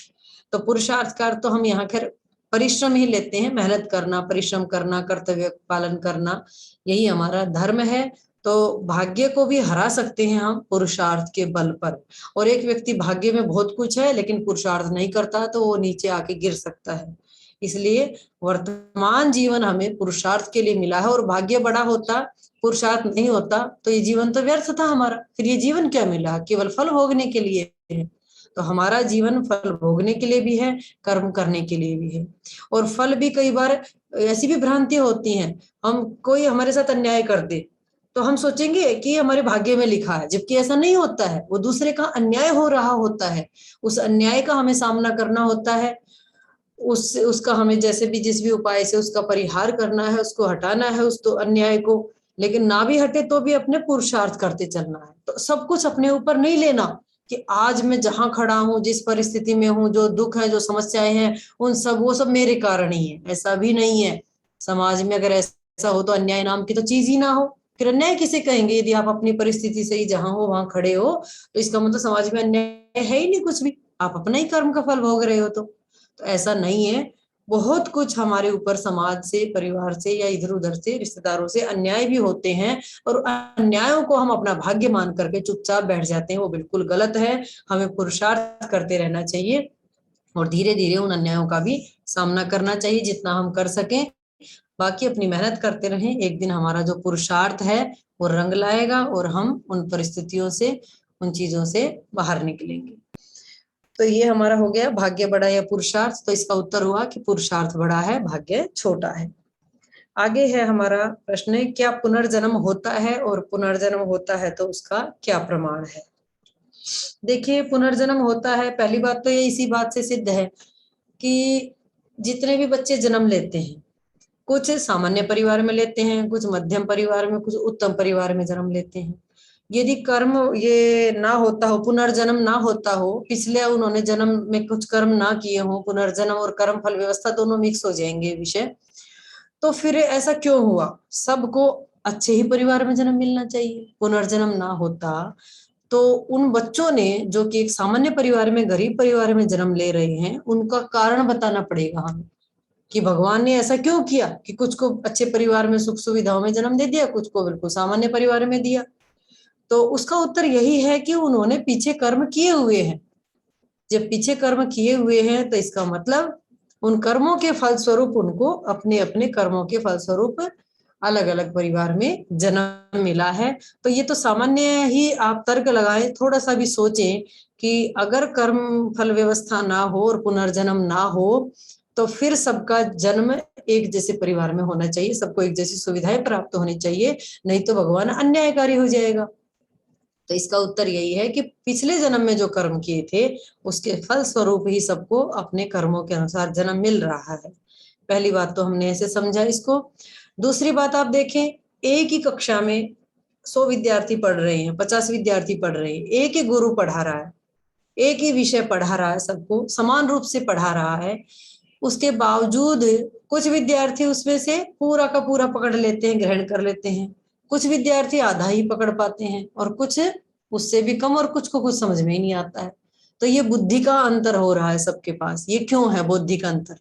तो इसके पीछे भी हमारा वही कारण है कि हमने, हमारी जो बुद्धि है वो भी हमें पूर्व जन्म के अनुसार प्राप्त हुई, और वर्तमान का पुरुषार्थ। एक विद्यार्थी प्रारंभ में बहुत शिथिल था पढ़ने में, पर उसने, बुद्धि उसकी सामान्य थी, पर उसने पुरुषार्थ करके अपनी बुद्धि को बढ़ा लिया। तो ये जो बौद्धिक अंतर भी हमें दिखता है, शारीरिक अंतर भी दिखता है, शरीर के सौंदर्य आदि में भी अंतर दिखता है, वो सारा अंतर हमारा अपने कर्मों के फलस्वरूप ही होता है। पुनर्जन्म पिछले जन्मों के जो कर्म थे उन्हीं के अनुसार हो रहा है, इसका मतलब ये पुनर्जन्म है। अब प्रश्न है कि भाई प्रमाण क्या है इसमें, तो वेद का यदि प्रमाण मिल गया तो फिर उससे अधिक और क्या कहना। तो मैं आपके सामने ऋग्वेद का और यजुर्वेद का प्रमाण देती हूँ, जहां पुनर्जन्म की पुष्टि की गई है, पुनर्जन्म को बताया गया है। ऋग्वेद के 10वें मंडल के 59वें सूक्त का 6वां और 7वां मंत्र है। ऋग्वेद 10वां मंडल 59वां सूक्त मंत्र 6-7 है। मंत्र है ओम असुनीते पुनरस्मासु चक्षुः पुनः प्राणमिह नोधेहि भोगम ज्योक पश्येम सूर्यमुच्चरंतम अनुमते मृडया नः स्वस्ति। कहते हैं हे असुनीते, हे हमारे जीवन के रक्षक परमात्मन, आप अस्मासु पुनः चक्षु देहि, हमें फिर दोबारा चक्षु देना। अब हम जब प्रार्थना कर रहे हैं तो अब तो आंख दे ही रखी है, क्यों प्रार्थना कर रहे हैं? पुनः अर्थात अगले जन्म में फिर इसी प्रकार नेत्र देना हमें, इसी प्रकार हमें प्राण देना। सूर्यमुच्चरंतम, इसी प्रकार हम उदित होते हुए सूर्य को देखते रहे, आप हमारा कल्याण करो, पुनः हमें मनुष्य जन्म प्राप्त हो। ऐसी प्रार्थना है, पुनर्जन्म की प्रार्थना है वेद में। फिर और भी मंत्र है पुनर्नो असुम पृथ्वीम दधातु, दोबारा हमें ऐसे ही पृथ्वी पे जन्म देना, द्युलोक अंतरिक्ष लोक ये समस्त लोक हमें देना। यजुर्वेद का भी मंत्र है, यजुर्वेद के 4थे अध्याय का मंत्र है ये, पुनः मनः पुनरायु मैं आगन पुनः प्राण पुनरात्मा पुनः चक्षु पुनः श्रोत्रम। हे भगवान, वो सारी इंद्रियों के नाम लिए हैं यहाँ भी कि मुझे पुनः श्रोत्र नेत्र आदि इंद्रियां प्रदान करना, पुनः मुझे मनुष्य जन्म प्रदान करना।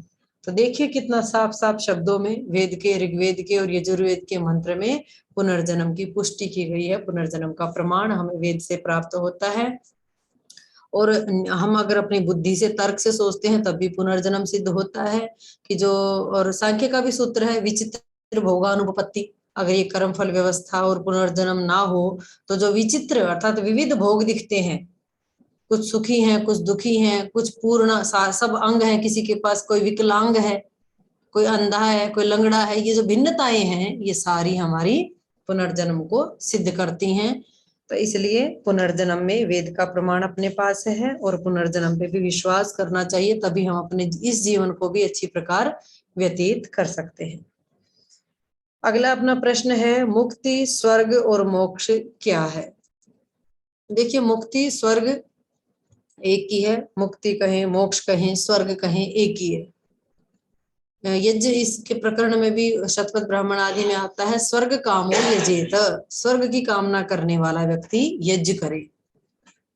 स्वर्ग का मतलब है सुख विशेष, तो विशेष सुख विशेष शांति यदि हम अपने जीवन में चाहते हैं हम यज्ञ करें।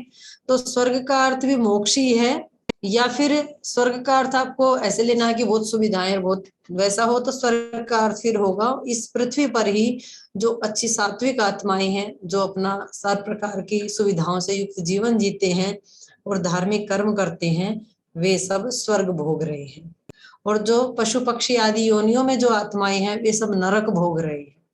तो स्वर्ग और नरक तो इस पृथ्वी पे ही है। स्वर्ग मतलब सुख विशेष, तो मनुष्य जीवन में जो सुख विशेष पा रहे हैं वो स्वर्ग है, और दुख जो भोग रहे हैं वो नरक है।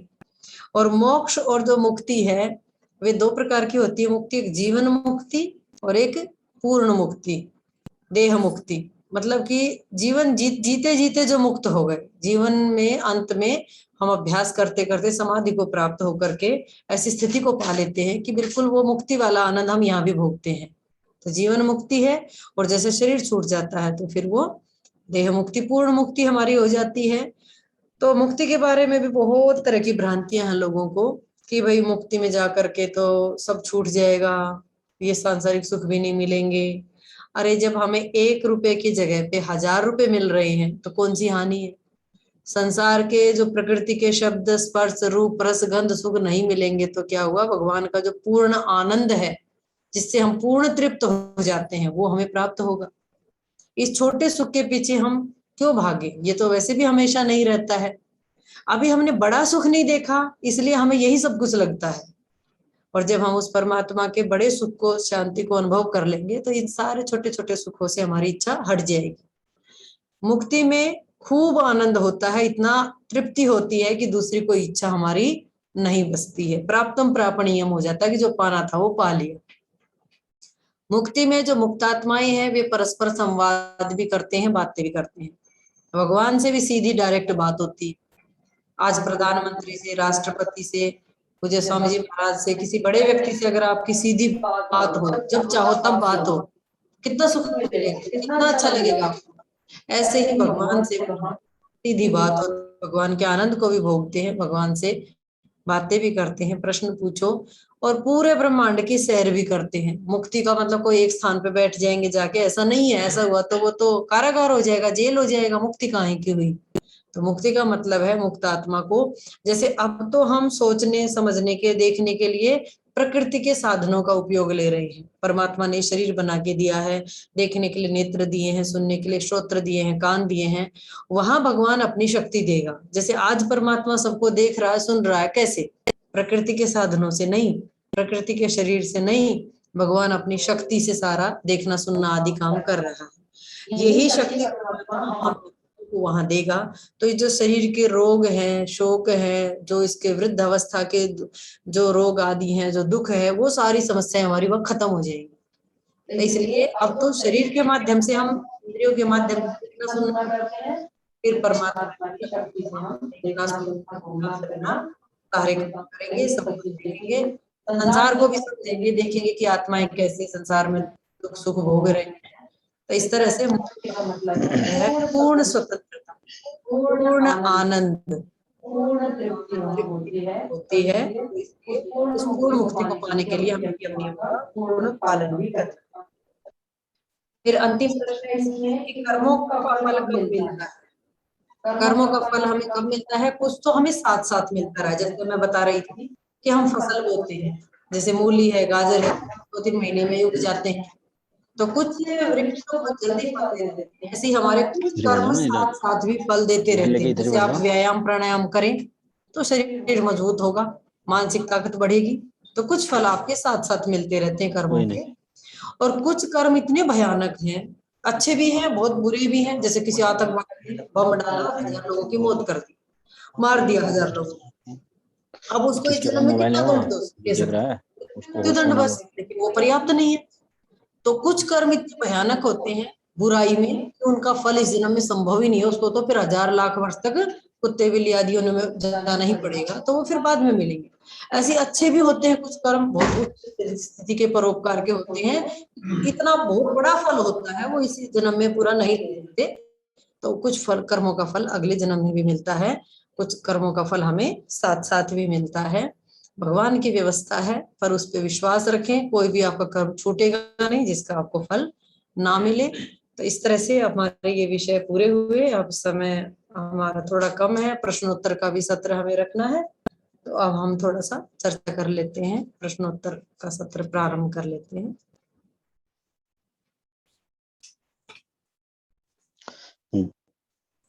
कर्मफल व्यवस्था पर प्रश्न उत्तरी कार्यक्रम, किसी भी विषय पर जो जितना बोला है। तो कुछ प्रश्न कॉमन आए हैं बहन जी। एक तो आया है कि भारत में तो वैदिक परंपरा के अनुसार मान्यताएं हैं, हम राम को पूजते हैं, कृष्ण को पूजते हैं, अलग अलग देवी देवताओं को, ओम की उपासना कर ले, लेकिन ईश्वर तो सर्वव्यापक है और पूरे विश्व पर उसकी जो है उसका संविधान काम करता है। तो वहाँ साउथ अफ्रीका में है, नॉर्थ अटलांटिका में है, तो वो कैसे उपासना करें? क्या उसके लिए भगवान है या नहीं है? बिल्कुल ठीक प्रश्न है आपका। देखिए, हाँ जी, आपने प्रश्न पूछा कि जो है भगवान, हम अपनी परंपरा के अनुसार उपासना करें, वैदिक उपासना। पहली बात तो ये उपासना वैदिक उपासना नहीं है। राम कृष्ण जो महापुरुष थे, भगवान नहीं थे। जैसे आज पूज्य स्वामी जी महाराज इतना परोपकार का काम कर रहे हैं, वे खुद कहते हैं मैं भगवान नहीं, मैं इंसान हूँ। तो कल को इनके जाने के बाद हम इनको भगवान मान के पूजने लगे तो वो हमारी ही त्रुटि होगी। वे हमारे जैसे आत्माएं थी, लेकिन अपने पुरुषार्थ से, अपनी दिव्यता से, नियमों का पालन करके भगवान की भक्ति करके इतना सामर्थ्य अर्जित कर लिया था कि बहुत दिव्य उनका जीवन हो गया था। तो लोगों को निराकार ईश्वर समझ में नहीं आता है। वैदिक ईश्वर तो जो मैंने आपको बताया निराकार है, सर्वव्यापक, पूरी पृथ्वी पर उसी का साम्राज्य है सबके लिए, वही निराकार ईश्वर उपास्य है। तो कृष्ण, अच्छा आप बताइए, राम और कृष्ण जी भी तो भक्ति करते थे, उपासना करते थे, वो किसकी करते थे? क्या वो अपनी ही भक्ति उपासना करते थे? वो करते थे निराकार ईश्वर की। तो जिसकी वो उपासना करते थे उसी की उपासना हमें करनी। राम और कृष्ण जी के जीवन से, चरित्र से हमें ये सीखना है, जो दिव्यता उनके जीवन में है वो हमारे आदर्श है। तो उस दिव्यता को जीवन में धारण करना है। उपासना तो केवल केवल भगवान की ही करनी है, उनसे प्रेम करना, उनसे श्रद्धा करना। और उपास्य तो केवल एक ईश्वर है। वेद के अनेक मंत्रों में मैंने पढ़ा, अनेक जगह ऐसा आया कि उपास्य तो केवल ईश्वर ही है, दुनिया में और दूसरा कोई नहीं है। तो अब आपकी समस्या हल हो गई कि पूरी पृथ्वी में 200 देश हैं, सबके लिए समान रूप से सर्वव्यापी निराकार ईश्वर उपास्य है। कृष्ण आदि जो देव, कृष्ण है, शिव भगवान है, राम जी हैं, ये सब हम हमारे पूज्य पूर्वज हैं, महापुरुष हैं। तो इनका सम्मान करना, इनके जीवन पे पद्धति को अपनाना, इनके अनुसार चलना, क्योंकि ये भी भगवान के रास्ते पे ही चल रहे हैं, वो हमारा कर्तव्य। तो ये जो एक प्रश्न, इसमें वही विषय पुनः दोहराते हैं कि जैसे दक्षिण अफ्रीका चले जाएं हम, जहाँ वो ना यहाँ की भाषा जानते हैं, ना वो यहाँ की परंपराएं हैं, तो उसमें तो उसको निराकार भी समझ में नहीं आएगा, वो कौन सा शास्त्र पढ़े हुए। जी जी, तो वो हमारा कर्तव्य है कि हम धीरे धीरे जाकर के उनको समझाएं, ये हमारा दायित्व है। शुरू में तो उनको समझ में नहीं आएगा, लेकिन अब तर्क से, हम प्रमाण से जब अपनी बात रखेंगे तो वो लोग समझेंगे। और उनके पास भी बुद्धि है, जब वो सोचेंगे कि भी कर्म फल व्यवस्था और ये सारी चीजें बिना ईश्वर के नहीं हो सकती, तो ईश्वर का जैसा स्वरूप वेदों में बताया है, उस स्वरूप को यदि धीरे से सरल भाषा में समझाया जाए तो हर व्यक्ति उसको समझ सकता। प्रकृति सब जगह एक सी है। जी जी, प्रकृति सब जगह एक जैसी है, हम सबके शरीर एक जैसे हैं, सबके एक जैसी हैं, तो इस पाचन तंत्र, अंदर सिस्टम पूरा एक जैसा है, इसका मतलब भगवान के सब है एक जैसा। जी जी, अभी आपने कहा एक कन्या जी उनके पुण्यों का फल एक जन्म में पूरा नहीं होता जी, तो वही आत्मा महान आत्मा के रूप में बार बार जन्म लेगी। और फिर हम देखते हैं कि महापुरुष तो बड़े बड़े अंतराल के बाद प्रकट होते हैं या जन्म हाँ लेते हैं। वो ठीक है कैसे जी। होता है? हाँ जी, यहाँ पे अपनी कुछ माताएं भी बैठी हुई हैं सत्संग में, उनकी तरफ से प्रश्न आया कि हमने कहा कि जो है महापुरुष हैं तो उनके बहुत पुण्य कर्म होते हैं, तो उनको फिर अगली बार फिर जन्म लेंगे उसके फल स्वरूप। तो पर हमें यहाँ वास्तव में देखिए बहुत अंतराल के महापुरुष दिखते हैं। तो ये प्रश्न का उत्तर ये है कि पृथ्वी एक ही नहीं है, हजारों लाखों पृथ्वियां आज के वैज्ञानिकों ने ढूंढ ली है। तो जरूरी नहीं है कि अगली बार वो महापुरुष उसी पृथ्वी पे जन्म ले। तो जहां जहां उसके अनुकूल, उसकी कर्म व्यवस्था के अनुकूल जगह होती है, वहां भगवान जन्म देता है। एक प्रश्न आया है, ये सबके मन में ये बात होगी, क्या एक तरफ हम ये कहते हैं कि कर्म फल मिलता ही है, जी हमारे महापुरुष में भी जो पहले जन्म लिए हैं उनको भी कहते हैं कि उन देवताओं को भी अपना प्रायश्चित करना पड़ता है, क्या कर्म फल अकाट्य है या ये भगवान क्षमा भी कर देता है?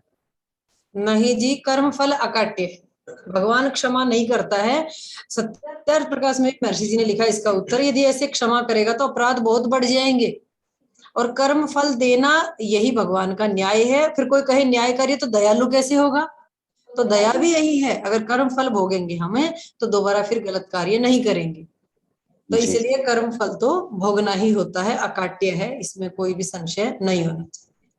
एक छोटा सा प्रश्न हमारे जी। साथ भी था जरा, कि आपने बोला था कि जो कुछ भी परिस्थिति है वो केवल मेरी ही है, ऐसा नहीं है। जी जी, इसके बारे में थोड़ा स्पष्टीकरण। हाँ, जैसी आज मेरी परिस्थिति है, जितने दुख हैं, समस्याएं हैं, वो उनका मैं ही कारण हूँ, मेरे ही कर्मों का फल हो ऐसा आवश्यक नहीं है। समाज की तरफ से अन्याय भी हो सकता है कि भाई आज मेरे पास जो विद्या है, जो सामर्थ्य है, वो तो पर्याप्त है, लेकिन लोग उसको समझते नहीं है, जानते नहीं है, उसका उपयोग नहीं लेते हैं, और वो उस हिसाब से निधान व्यवहार नहीं करते हैं, तो उससे फिर समाज के कारण से भी मुझे कुछ सुख दुख भोगने पड़ते हैं। जी। और मैं अपने ज्ञान से उनको रोक भी सकता हूँ।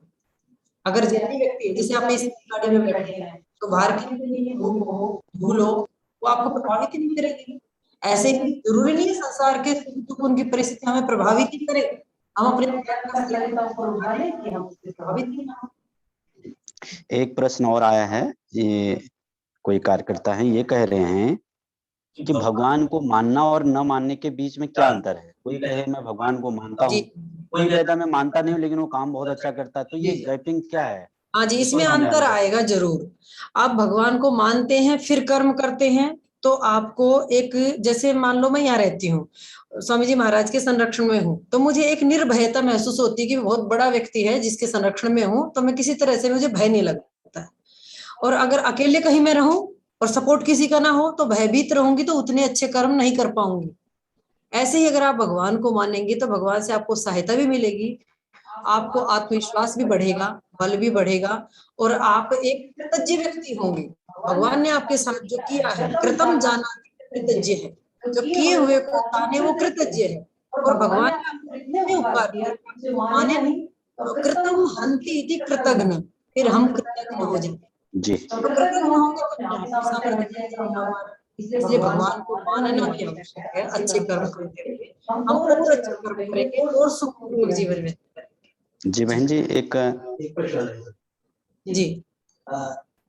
हमारा भगवान को संसार को चलाने के लिए जी, और वो क्रिएटर है जी, और हाँ वो क्रिएटर है और वो एडमिनिस्ट्रेटर है और वो फायर भी तीनों है।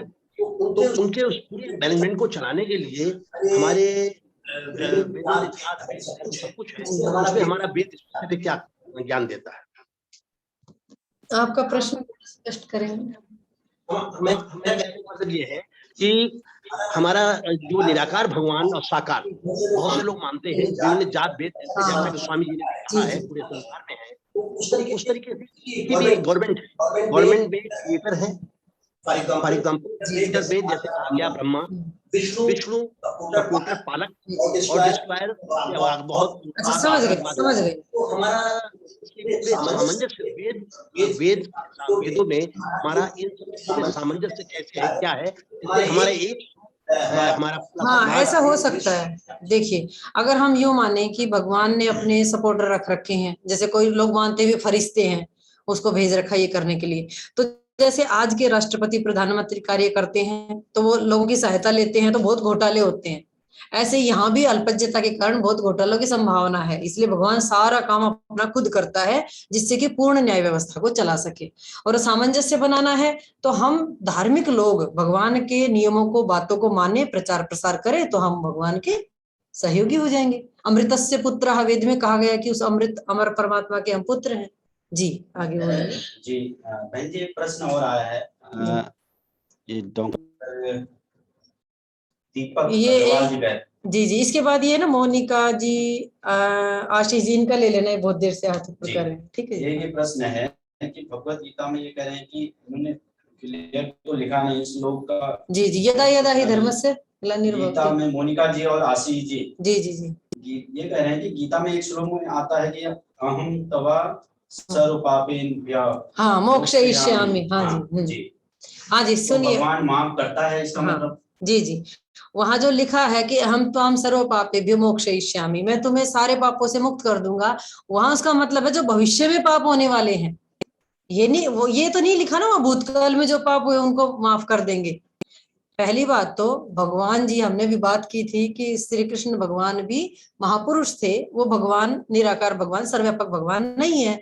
तो अगर वो कह रहे हैं तो मैं आज अपने किसी शिष्य को पढ़ाते हुए कहूं कि वे मैं आपकी सारी गलतियों को, सारे दोषों को, सारे पापों को माफ कर दूंगी, तो मतलब माफ करने का मतलब ये है कि हम कोई पूर्वाग्रह न रखते हुए आपके साथ व्यवहार करेंगे और आगे आपको इतनी अच्छी विद्या, इतना अच्छा ज्ञान देंगे कि आगे आप गलतियां न करो। इसमें शर्त रखी है कि मेरी शरण में हाँ भगवान की शरण में आएंगे तो वो तो ठीक है, जब उसकी बात को मानेंगे, उसकी आज्ञा पालन करेंगे तो वे भूतकाल के नहीं होंगे, ये ध्यान रखना है। भविष्य वाले हमारे माफ हो गए। इस बात में शर्त रखी है कि मेरी शरण में आओ तो मैं हाँ जी तो उसकी शरण में आएंगे तो निश्चित रूप से जो भविष्य में गलतियां होनी है वो हमारी छूट जाएंगी और हमें डरना नहीं है। अब आप कभी सोचो कि हमें पता नहीं था, हमसे कुछ गलतियां हो गई, उसी के दुख में हम आगे जीवन बढ़ाएं, ऐसा नहीं है। पिछले जन्मों में भी कितनी गलतियां हुई होंगी, वो क्या हमें पता है? तो वो तो चलता रहता है। मुक्ति में ये हमारे जो बुरे कर्म, गलतियां हैं, ये बाधा नहीं बनेंगी। मुक्ति को प्राप्त करने के लिए तत्व ज्ञान होना चाहिए। आज से अगर आप शुद्ध कर्म कर देंगे, आपका ज्ञान शुद्ध होना शुरू हो जाएगा, तो भले ही आपके कितने ही कर्म शेष रहे, आपकी मुक्ति हो जाएगी। इसलिए सांख्य का सूत्र ज्ञानान मुक्ति। अगर ये शर्त हो कि सारे कर्मों का फल भोग के मुक्ति में जाओ, तो कोई जा ही नहीं पाएगा। अनंत कर्म होते हैं हमारे, तो इसलिए उससे भी नहीं डरना कि भाई कर्म जो है सारे भोगने पड़ेंगे तभी मुक्ति, निराश हताश हो जाए। शुद्ध आज से ही शुद्ध कर्म करें, शुद्ध ज्ञान प्राप्त करें, तो बहुत जल्दी मुक्ति हो सकती है। जी जी माता जी, इसमें बोलो, वो और लोग भी सुनते। आपने मुक्ति के बारे में बताया था जी, तो मुक्ति क्या शरीर छोड़ने के बाद ही मिलती है, तो वो हमें कैसे पता लगे? जी हम भगवान के साथ हैं या हम जी। इसमें देखिए कुछ सत्य ऐसे हैं जो हमें इस जन्म में दिख जाते हैं, कुछ ऐसे हैं जिन पे हमें शब्द प्रमाण हमें मिलता है, उस पे उसके आधार पे हम विश्वास करते हैं। तो ये एक ऐसा गूढ़ सत्य है कि इस पे हमें शब्द प्रमाण से ही विश्वास करना है कि, और फिर अब कोई कहे कि जी मेरी तो मुक्ति हो जाएगी, तो उसके वर्तमान जीवन को देखिए कितना शांत है, परिस्थितियों को कितना अपने अनुकूल बनाता है, कितना प्रभावित होता है, उसके जीवन से आपको पता लग जाएगा कि मुक्त होने वाला है कि नहीं होना। जीवन मुक्त जो होगा वही फिर पूर्ण मुक्ति को पाएगा, शरीर छूटने के बाद विदेह मुक्त होगा। और जो जीते जी ही दुखों से घबरा रहा है, परिस्थितियों से टूट रहा है, नई चीजों को एडजस्ट कर पाता है, वो क्या मुक्त होगा? तो मुक्ति होती है, इसमें हमें शब्द प्रमाण का सहारा लेना होगा, वेद का सहारा लेना। जी बहन जी, एक प्रश्न आया है, डॉक्टर दीपक अग्रवाल जी हैं, इनका कहना है कि जो अन्न खाते हैं हम, और वो किसान उसमें यूरिया पोटाश डाल रहे हैं, फिर हमको बीमार कर रहे हैं, डॉक्टर गलत दवा दे के बीमार कर रहे हैं, तो ये जो पाप के भागीदार हैं या नहीं है? बिल्कुल 100% भागीदार है। और किसान तो है ही भागीदार, उसमें सरकार भी भागीदार है, जो ऐसी खाद को बना रहे हैं वो भी भागीदार है। क्यों ना सरकार ऐसी व्यवस्था करे कि ऐसी खाद पे प्रतिबंध लगाए जो विष फैलाने वाली है, और अपनी खाद आदि का उत्पाद हो। तो इसमें सारे लोगों का पूरा रोल है, थोड़ा थोड़ा जिसका भी जितना हिस्सा है सबको अवश्य ही दंड भोगना होगा। और हम भी स्वतंत्र हैं, अपनी थोड़ी सी जमीन लेकर के हम अपना जो है बिना खाद का अन्न आदि उगा सकते हैं। बहुत सारे लोग करते भी हैं ऐसे, मैं खुद जानती हूँ ऐसे लोगों को जो अपने खेत में बिना खाद का अन्न उगाते हैं और खाते हैं, सब्जियां अपने। डॉक्टर प्रिया जी का प्रश्न है, डॉक्टर प्रिया जी, मृत्यु के बाद कौन सी योनि मिलती है, ये कैसे पता चलता है? ये हमें अपने कर्मों से पता लगता है। हमने जो कर्म किए हैं, अगर आपके 100% शुद्ध कर्म है, तो जैसे मृत्यु होती है तब भी आदमी को अनुमान हो जाता है कि भी मनुष्य तो बनना ही है मेरे को। और जो है अगर हमने अशुभ कर्म किए हैं तो निश्चित रूप से फिर ये भोग योनियों में से किसी भी योनि में हम जा सकते हैं, जो भी आपको दिखती है, पशु पक्षी आदि। पर ऐसा नहीं है, एक ऐसी भी विचारधारा भारत में है तो कहते हैं कि मनुष्य हमेशा मनुष्य ही बनेगा, पशु पशु ही बनेगा। ये बिल्कुल गलत धारणा है। मनुष्य कोई ऐसा विशेष वो नहीं है कि हमेशा मनुष्य ही बने। गलत काम करेगा तो ऊपर भी जा सकता है, नीचे भी जा सकता है, वो देव भी बन सकता है। देव का मतलब है दिव्य मनुष्य को देव कहते हैं। तो इसलिए ऊपर भी जाने की संभावना, नीचे गिरने की भी संभावना है। हमारे कर्मों के अनुसार हमें खुद पता है हम कैसे कर्म करते हैं, उससे हम समझ सकते हैं। पशु योनि है जी, वो कैसे वापस मनुष्य योनि में आ सकते हैं? हाँ जी, अब प्रश्न है कि जो पशु हैं वे मनुष्य कैसे बनेंगे। तो जो पशु योनि में आज आत्माएं हैं, धीरे धीरे वो उस पशु योनि में रहेंगे तो उनके कर्मों का फल भोगा जाएगा, और कर्मों का फल भोग करके और इधर अच्छे कर्म और बुरे कट जाएंगे तो बराबर बराबर होकर के मनुष्य को प्राप्त कर जाएगा।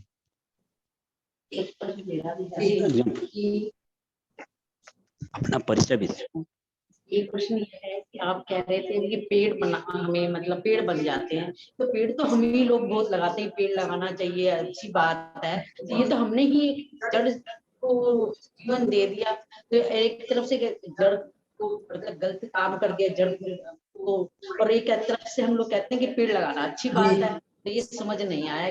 ठीक है, आपका प्रश्न बिल्कुल ठीक है, उसको उत्तर में देखिए।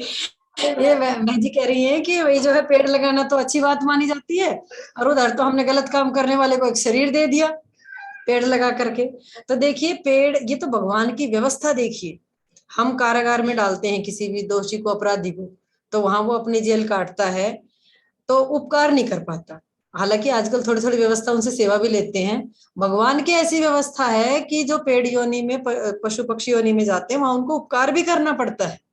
तो पेड़ आप लगाएंगे तो उसे ऑक्सीजन मिलेगी, दूसरी बात, आपने एक ऐसी परिस्थिति पैदा करी है कि भगवान को, कि आत्माएं तो भगवान के पास रहती हैं, जिनको पेड़ में भेजना है उसमें उसको भेज देगा, क्या समस्या है उससे।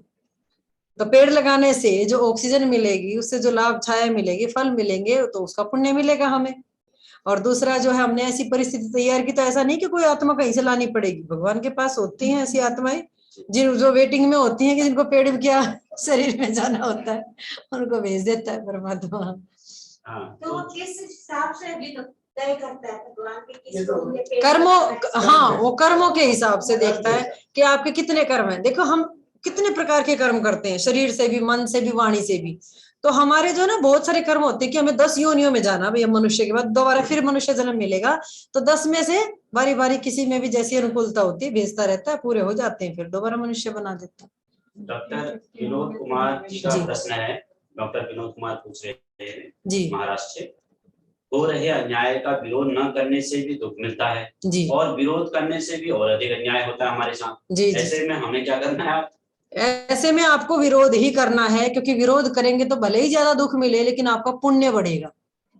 अन्याय का विरोध करने से, गलत बात का विरोध करने से, देखिए अगर व्यक्तिगत है तो आप सहन भी कर लेते हैं कि भी हमारा व्यक्तिगत है, लेकिन समाज के ऊपर उसका प्रभाव पड़ रहा है, उसका बहुत बड़ा दुष्परिणाम हो रहा है, तो उसका निश्चित रूप से हमें उसका प्रतिकार, विरोध करना चाहिए। और अगर आपको और ज्यादा दुख मिल रहा है तो आप चिंता ना करें, क्योंकि आपका उसका बोनस परमात्मा आपको देगा, और उसका आपका पुण्य अर्जित हो रहा है कि आप एक गलत बात को गलत कह रहे हैं। इसलिए महर्षि जी भी लिखते हैं, कोई दुर्बल से दुर्बल भी हो व्यक्ति और धार्मिक हो तो उसकी सहायता करो, और कोई महाशक्तिशाली भी हो और वो अधर्मात्मा है, वो गलत व्यक्ति है, तो उसका विरोध करो। और विरोध करते हुए भी अगर आपके प्राण जाते हैं तो भी आपको लाभ ही लाभ है, और जब विरोध नहीं करते हैं तो आप दोषी हैं, उससे आपकी आत्मा और नीचे गिरेगी। इसलिए विरोध तो गलत का करना ही चाहिए, वो आपके हित में ही है, भले ही वर्तमान में थोड़ा सा दुख अधिक आपको झेलना पड़ रहा है, नहीं तो और अधिक उसका वो बढ़ता रहेगा, उससे और समाज में समस्याएं खड़ी होंगी, और ज्यादा लोगों को कष्ट देगा वो फिर। तो इसलिए विरोध करना हमारा धर्म है, भले ही उसमें अधिक कष्ट भोगना पड़े। जी, आप सभी से निवेदन है, बहुत एकाग्रता से आपकी इच्छुकता बनी है, लेकिन आपसे ये भी निवेदन करूंगा, केवल आप प्रश्न, जेन्युइन प्रश्न लिखें, आपस में बहस मत करें, जिससे कि जो कुछ अच्छा पूछना चाह रहा है वो फिर मिस हो जा रहा है। तो सबसे निवेदन है, जेन्युइन प्रश्न ही आप कमेंट बॉक्स में डालें। सिद्धि चंदक जी का बहुत अच्छा प्रश्न है, इनका कहना है कि जो पाप करता है वो तो ताकत पर देखता है जी, संसार का देखिए, जिसके पास गलत पैसा है वो कार में घूम रहा है, भैंस कर रहा है और वो ताकत पर है, तो उसको, और गरीब जो भगवत भक्त होता है वो गरीब दिखता है यहाँ जी। ये कंपैरिजन देख रहे हैं कि ये मतलब क्या है इसका? हाँ, ये देखिए, जो अगर वो आपको ताकतवर दिख रहा है, सुखी दिख रहा है, तो थोड़े समय के लिए ही तो है, कोई ये जीवन अनंत काल के लिए तो है नहीं, और इस जीवन में भी वो पूरा जीवन कितना लंबा जीता है वो सब देखना है हमें। तो थोड़े से सुख के लिए एक बार, यदि जैसे आदमी मरने को भी होता है तो एक बार तो उसमें ताकत आती है ना, एक बार तो ऐसा लगता है जिस तो ठीक हो गया, स्वस्थ हो गया, भले अगले ही दिन मर जाता है कई बार आदमी, ऐसा भी देखने में आता है। तो ऐसे ही उसके पाप बढ़ रहे हैं, वो स्वतंत्र, भगवान ने हम सबको स्वतंत्र बनाया है, इसलिए उसकी स्वतंत्रता जब तक है तब तक वो जैसा कर रहा है, वो बाहरी दृष्टि से आपको दिख रहा है कि बड़ा सुखी है, लेकिन उसकी अंतरात्मा से पूछिए उसका मन कितना अशांत रहता है। पहली बात तो अंदर से वो अशांत है, परेशान है, वो सुखी रह ही नहीं सकता, क्योंकि मन के ऊपर भगवान का कंट्रोल है, और उसके मन में हर समय रजोगुण तमोगुण बढ़ा रहता है, और वो बहुत दुखी रहता है मानसिक रूप से। रही बात शारीरिक सुख की, शारीरिक सुख तो बहुत थोड़ा होता है, यदि मन में टेंशन है, तनाव है, दुख है, बाहर से आप अच्छा खाना भी खा रहे हैं तो क्या सुख देगा आपको? तो उसकी सुख सुविधाएं भले ही देखने में आपको बहुत लग रही हैं, लेकिन उसकी आत्मा से पूछो, उसका अगर वो सच बोलता है तो वास्तव में वो सुखी नहीं है, और अभी जितना सुखी है आगे भविष्य में तो फिर वो जैसे अन्य योनियों में कुत्ता बिल्ली पशु पक्षी आदि में जाएगा, तब तो वो तो उसको पूरा पूरा भोगना ही पड़ेगा। और भगवान बीच में उसको रोक नहीं सकता, क्योंकि उसको स्वतंत्रता जितने समय के लिए दी है, तो उतना, जैसे पेपर में 3 घंटे बच्चे को पाठ में लिखने की, पेपर देने की स्वतंत्रता होती है, अगर अध्यापक देखता भी रहता है कि गलत लिख रहा है तब भी उसको नहीं रोकता, तो उतना स्वतंत्रता हो, 3 घंटे कुछ भी करे, ऐसे ही डॉक्टर दीपक अग्रवाल जी ने बहुत अच्छा प्रश्न पूछा है बहन जी। ये कह रहे हैं कि अपने घर में ही पिता दारू पीते हैं, मांस खाते हैं, गुटखा पान मसाला खाते हैं, तो इनका कड़ाई से क्या मैं विरोध करूं या ना करना चाहिए, बिल्कुल अवश्य करना चाहिए आपको विरोध, और विरोध भी प्रेम पूर्वक करें, प्रेम पूर्वक प्रमाण के आधार पे समझाएं, उनको अच्छे सत्संग में ले जाएं, पूरी कोशिश करें उनको ठीक करने की, आप कोशिश करें। और अगर आप ऐसा नहीं करेंगे तो धीरे धीरे आपके बच्चों में वो संस्कार पड़ेंगे और वो आपका आगे का भी जो कुल है, खानदान है, वो भी उससे दूषित हो जाएगा। इसलिए उसका विरोध अवश्य करते रहें और उसके विरोध में अपोजिट, बिल्कुल उसके विपरीत यज्ञ आदि कर्मों का अनुष्ठान भी साथ में करते रहें, जिससे कि बच्चों पे, परिवार पे वो संस्कार भी बराबर पड़ते रहे और उनको सही गलत का पता रहे साथ साथ। तो विरोध करना आपका धर्म है, आपका कर्तव्य है। यदि आप नहीं करते हैं तो आप दोषी हैं, उसका आपको पाप भी। डॉक्टर प्रिया जी पूछ रहे हैं, बहुत जेन्युइन प्रश्न पूछा है इन्होंने कहा कि भगवान भगवत गीता में तो सिर्फ कृष्ण जी केवल एक परम ब्रह्म है बताया गया है, ऐसे अलग अलग शास्त्रों में ये भगवान बड़ा है, ये भगवान बड़ा है कहा गया है, तो हम खुद कंफ्यूजन में हैं जी, ये इनका कहना है। हाँ जी, बहुत सारे मत संप्रदाय वाले सब अपने भगवान को बड़ा कहते हैं, तो लेकिन जो भी कोई शरीरधारी या साकार है वह भगवान ही नहीं है, पहली बात तो ये है। और दूसरी बात ये कि जो जैसा वेदों में मैंने अभी भगवान का स्वरूप बताया, उस भगवान को यदि मानो तो उसमें तो फिर निर्विवाद रूप से कोई कह ही नहीं सकता। हालांकि विरोध दिखता सब संप्रदायों में, एक तरफ अपने अपने भगवान को बताते, दूसरी तरफ उसे निराकार सर्वव्यापक भी कह देते हैं लोग, तो उसके बिना काम नहीं चलता है। तो इसलिए सबसे तो वेद के अनुकूल वैदिक ईश्वर को आप जाने समझे, उसी की उपासना करें, वो सर्वव्यापी है, वो निराकार है, सर्वव्यापक है और सारी सृष्टि को चलाता है। फिर एक प्रश्न आया है, ये भी बहुत अच्छा प्रश्न है, सबके काम का है। इसमें ये कहा गया है कि भगवान दर्शन दो सब कहते हैं, तो क्या जैसे हम पूजा पाठ करते हैं, क्या वो भगवान वहां से अंदर उससे बाहर आने वाले हैं, क्या वो स्वरूप हमारे सामने प्रकट होने वाला है? बहुत अच्छा प्रश्न है भैया आपका, कि जैसे मूर्ति के सामने कहते हैं दर्शन दो, ऐसे भगवान नहीं आने वाले हैं, क्योंकि भगवान तो अंतर आत्मा में ही, उपनिषदों में भी आया है, आत्मना एव, आत्मा से ही उसका साक्षात्कार होगा, इन इंद्रियों से नहीं हो सकता। इन आंखों से तो हम जो है प्रकृति को ही देख सकते हैं, भगवान को नहीं देख सकते हैं। आंखें तो देखिए आप छोटे छोटे परमाणुओं को, बैक्टीरिया आदि को ही नहीं दिखा पाती हैं, भगवान तो उससे भी सूक्ष्म है, तो इन आंखों से दिखेगा वो। तो इसलिए दर्शन तो का भी होता है, प्रेम बढ़ाना चाहते हैं और समीप होना चाहते हैं, इसलिए उससे रिक्वेस्ट करते हैं कि धीरे धीरे हम उसके पास बने में ही वो कभी भी दर्शन देंगे, और वो भी तब देंगे जब हम पवित्र 100% उनकी आज्ञाओं का पालन करेंगे, तब वो भगवान हमें अपना दर्शन दें। आलोक जी का प्रश्न आया है, आप सभी भाई बहन जो भी प्रश्न कर रहे हैं अपना परिचय जरूर दें, एकल परिवार से हैं, सहयोग शिक्षक प्रशिक्षण शिविर ले रहे हैं, या योग शिक्षक हैं, या ग्रामीण आरोग्य केंद्र, जो भी है वो भी मेंशन करें। आलोक जी का प्रश्न है, पाप किया है, मैंने कोई पाप किया और मुझे एहसास भी है, तो कटने के लिए क्या अच्छे कर्म रहे, कर्म क्या अच्छा करें, यज्ञ करें, क्या करें, या कुछ मंदिरों में घूमें, ये सब पूछ रहे हैं। मनुस्मृति के 12वें अध्याय में, मेरे हिसाब से शायद 12वां ही अध्याय, प्रायश्चित अध्याय उसका नाम है, तो उसमें पूरा किस प्रकार का अशुभ कर्म करने पर कैसे हम उसका प्रायश्चित कर सकते हैं, वो पूरा वहां पे दिया हुआ है। तो आप जो है उसको आप पढ़ें, वहां आपको एक एक कर्म का दिख जाएगा। और यदि मानसिक कोई अशुभ कर्म किया आपने, तो मन में गायत्री मंत्र आदि का जप कर सकते हैं, ओम का जप कर सकते हैं। और आपने शारीरिक अशुभ कर्म किया है तो शरीर से सेवा आदि कार्य करें। वाणी से अशुभ कर्म किया है तो मौन रहे, संक्षेप में मैंने बता दिया। मन से अशुभ कर्म है तो भगवान का जप करें, वाणी से अशुभ कर्म किया है तो आप मौन रहे, और शरीर से अशुभ और भी विस्तार से जानना चाहें तो मनुस्मृति के इस अध्याय में आपको एक एक कर्म का पूरा बताया हुआ प्रायश्चित कर सकते हैं।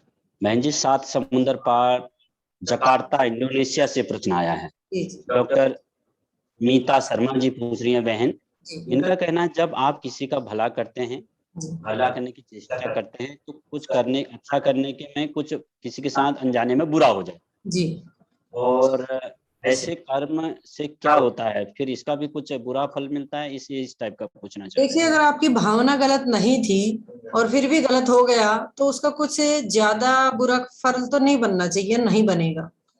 भावना, मान लो आप कार्य अच्छा कर रहे हैं लेकिन भावना गलत है तो उसका बुरा ही फल मिलेगा। कार्य आप अच्छा कर रहे हैं, भावना अच्छी है तो अच्छा फल ही है, और कार्य ही बुरा कर रहे हैं, भावना अगर आपकी कार्य अच्छा है, भावना अच्छी है तो अच्छा फल है, और कार्य अच्छा है लेकिन भावना गलत है तो फल बुरा है। भावना के ऊपर ज्यादा निर्भर करता है कर्म का फल। मतलब कार्य भी सावधानी से करना चाहिए, इसका मतलब ये नहीं कि हम गलतियां ही करते रहें, लेकिन हमारी भावना शुद्ध होनी चाहिए, इसका बहुत बड़ा रोल है फल मिलने में। जी, वंदना ममता अरोड़ा जी का विदिशा मध्य प्रदेश से प्रश्न है। इनका कहना है कुछ दूसरे पंथ के लोगों की सोच है कि पुनर्जन्म नहीं होता और जीव हत्या भी गलत नहीं है। जी, ठीक है, इस पर सभी कर्मों का फल इसी प्रक्रिया में मिलता है क्या, जैसे आप बता रहे हैं? जी बिल्कुल, सभी को, चाहे आप, ये नहीं है कि भगवान ये देखेगा कि आप इस मत को, इस संप्रदाय को मानते हैं, सबके ऊपर ये नियम जो हमने यहाँ चर्चा की है, ये सार्वभौमिक नियम है, ये सबके ऊपर लागू होंगे। और जीव हत्या करना निश्चित रूप से पाप है। अगर जीव हत्या पाप नहीं है तो आप उनसे पूछिए कि आपके बेटा बेटी को अगर कोई मार दे तो आपको कैसा लगेगा। ऐसे ही जिस जीव को आप मार रहे हैं वो भी तो किसी का पुत्र पुत्री है, भले ही पशुओं का हो, पक्षियों का हो, वो भी तो एक जीव है, उसको भी तो भगवान ने जीने का अधिकार दिया है। इसलिए जीव हत्या महापाप है और मांसाहारी भी महापापी हैं। इसलिए इन चीजों को कभी भी नहीं अपनाना है, और इसको ऐसे ही समझना है जैसे अपने बच्चे को कलेजे का टुकड़ा मानते हैं, ऐसे ही मक्खी मच्छर तो तक को भी हमें ये नहीं देखना है कि आप तो जीवों की बात करते, प्राणियों की, मक्खी मच्छर को भी मारते हैं तो भी हमें पाप लगता है। तो जब हम पवित्रता से जीवन जीते हैं, जैसे मैं अपनी स्थिति देखूं, जहाँ पे ये मशीन लगी होती है जिससे मक्खी मच्छर मरते हैं, क्या बोलते हैं इसको, क्या किल, माइक्रो किल बोलते हैं शायद, मैं वहां बैठ के खाना नहीं खा सकती। मुझे ऐसा लगता है जब मक्खी मच्छर आके उसके अंदर मरते हैं निर्दयता से, ऐसा लगता है जैसे इंसान की हत्या हो रही है। तो वो अपना स्तर ही सोचने का, भावनाओं का, हमने अहिंसा का पालन किया है तो हमसे मक्खी मच्छर भी नहीं मरते हुए देखे जाते हैं, मारनी तो दूर की बात है। लेकिन जैसे हम सफाई के लिए यहाँ जी। पे होता है हाँ, वहाँ चींटी वगैरह, हाँ, तो वो भी कायदे से हम नहीं। देखिए, अब प्रश्न आ रहा है कि चींटी वगैरह झाड़ू लगाते हैं, कुछ प्राणियों की हत्या हो जाती है, मर जाते हैं कुछ प्राणी, तो उसका क्या उपाय है? हाँ, जानबूझ के तो नहीं मारने चाहिए, और अगर धोखे से भी मारते हैं तो खेतों में मारते ना, दवा छिड़काओ, हाँ, नहीं मारने चाहिए। वो भी मतलब पहले कोशिश ये करनी चाहिए कि वो फसल में लगे ही नहीं। घर में भी हम अपने घर में यज्ञ करें, अगर आप प्रतिदिन यज्ञ करेंगे तो आपके घर में वो चीजें आएंगी ही नहीं कि आपको मारनी पड़े।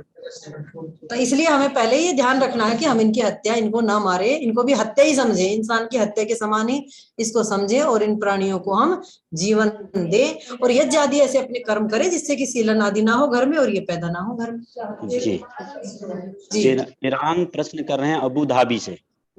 अबू विदेश से जुड़े हैं चिराग।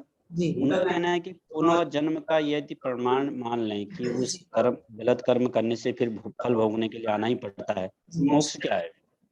मोक्ष तो जो है पूर्ण ये अष्टांग योग का पालन करने से प्राप्त होता है, और वो जो है मुक्ति में जाने के बाद, कब तक, ये पूछिए मुक्ति का काल क्या है, तो 36,000 बार सृष्टि का बनना और बिगड़ना, इतना लंबा काल होता है मुक्ति का काल। उतने समय तक हम मोक्ष में रहते हैं, तब हमारा जन्म नहीं होता है, और सबको मुक्ति नहीं मिलती है। मुक्ति पाने के लिए जैसे IAS PCS ऑफिसर बहुत कम लोग बनते हैं, ऐसे मुक्ति तो उससे भी और भी अधिक कठिन है।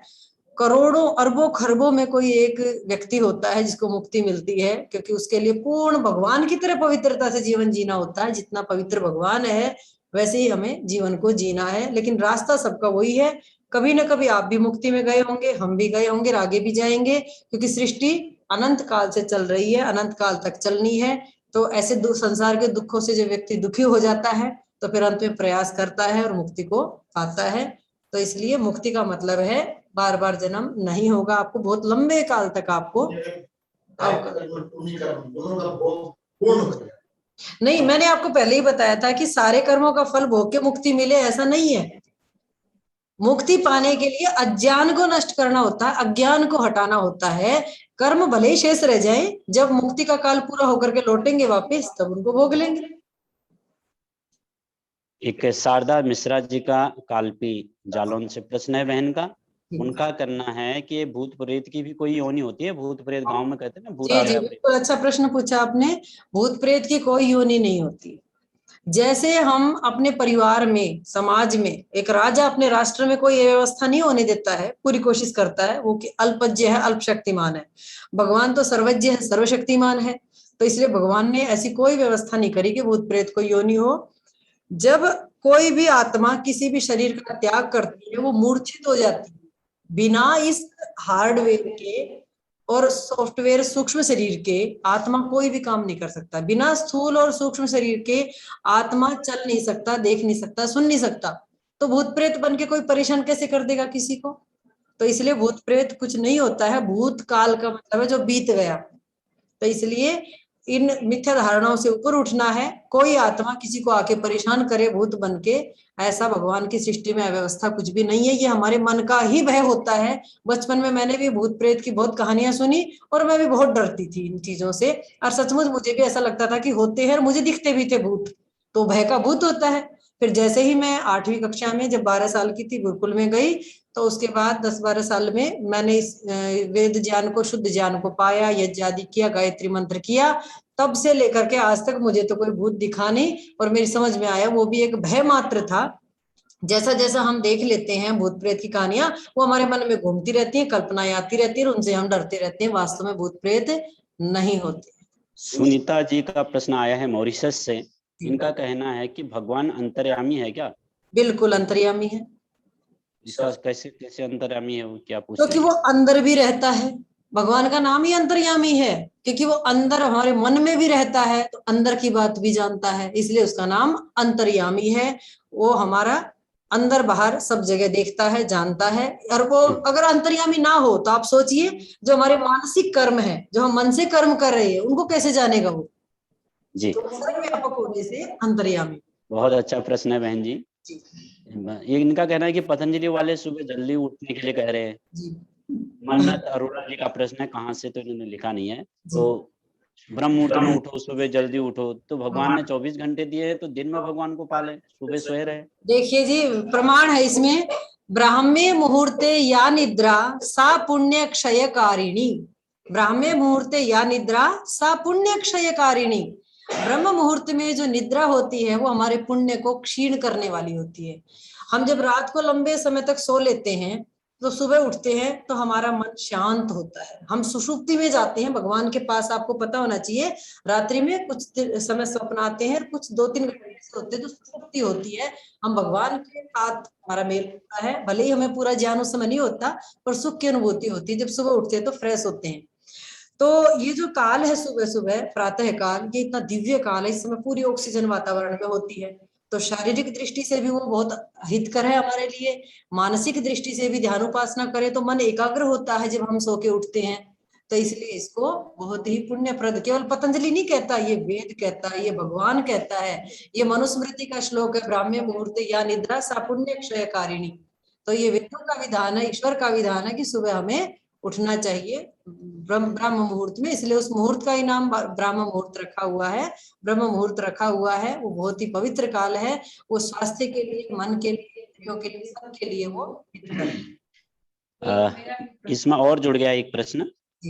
इनका ये कहना, फिर दिन में वाले तो पूजा पाठ करके कोई फायदा नहीं है, ये भी पूछ रहे हैं साथ में। नहीं, फायदा पूरा है। आपके प्रश्न तो अगले संडे को भी ले लेंगे ना, अब इन लोगों के ले लेते हैं। तो मैं कहना चाह रही थी, आप कह रहे कि दिन में पूजा पाठ करने से फायदा होगा आपको, दिन में पूजा पाठ करने से भी, लेकिन जो सुबह सुबह इतनी एकाग्रता होगी उतना अच्छा हम कर पाएंगे, उतना अच्छा दिन में मन नहीं लगता है। फिर शरीर की प्रक्रिया भी होती है, फिर भूख भी लगती है, फिर वो नाश्ता भी लेट हो जाता है, भोजन भी लेट होता है, तो शरीर स्वास्थ्य के लिए भी हानिकारक है। एक बड़ा प्रश्न आ गया यहाँ पर। अब इनका बीना पाटिल जी का प्रश्न है, संभवतः महाराष्ट्र हैं। इनका कहना है, वास्तु शास्त्र है क्या, दरवाजे तोड़ दिए जाते हैं, इधर से डायरेक्शन ठीक नहीं, उधर से दरवाजा, तो होता है कुछ ऐसा?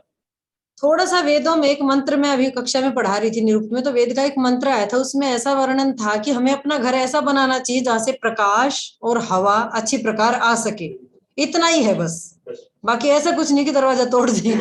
जैसा भी बन गया है, मतलब उसको बनाते समय ध्यान रखो कि सूर्य का प्रकाश और हवा का आर पार होना, पास होना, ये होना चाहिए, जिससे घर में शुद्ध रहे और रोगाणु उसमें पैदा ना हो। उससे अलग कुछ ऐसा नहीं है कि दरवाजे आदि तोड़ने। रेखा देवी जी जो भी प्रश्न कर रहे हैं, कृपया परिचय पूरा दीजिए। रेखा देवी जी का प्रश्न है इनका कहना है कि खेती करते समय हम दवा छिड़कते हैं, कीड़े मकोड़े मारते हैं, चूहों को भी मारना पड़ता है, तो ये क्या है? पाप है? हाँ जी, पहली बात तो ये गलत है, इसलिए पहले ही हमें अपनी जो है जैविक खेती करनी चाहिए, जिससे कि मतलब ऐसी समस्याएं कम आए।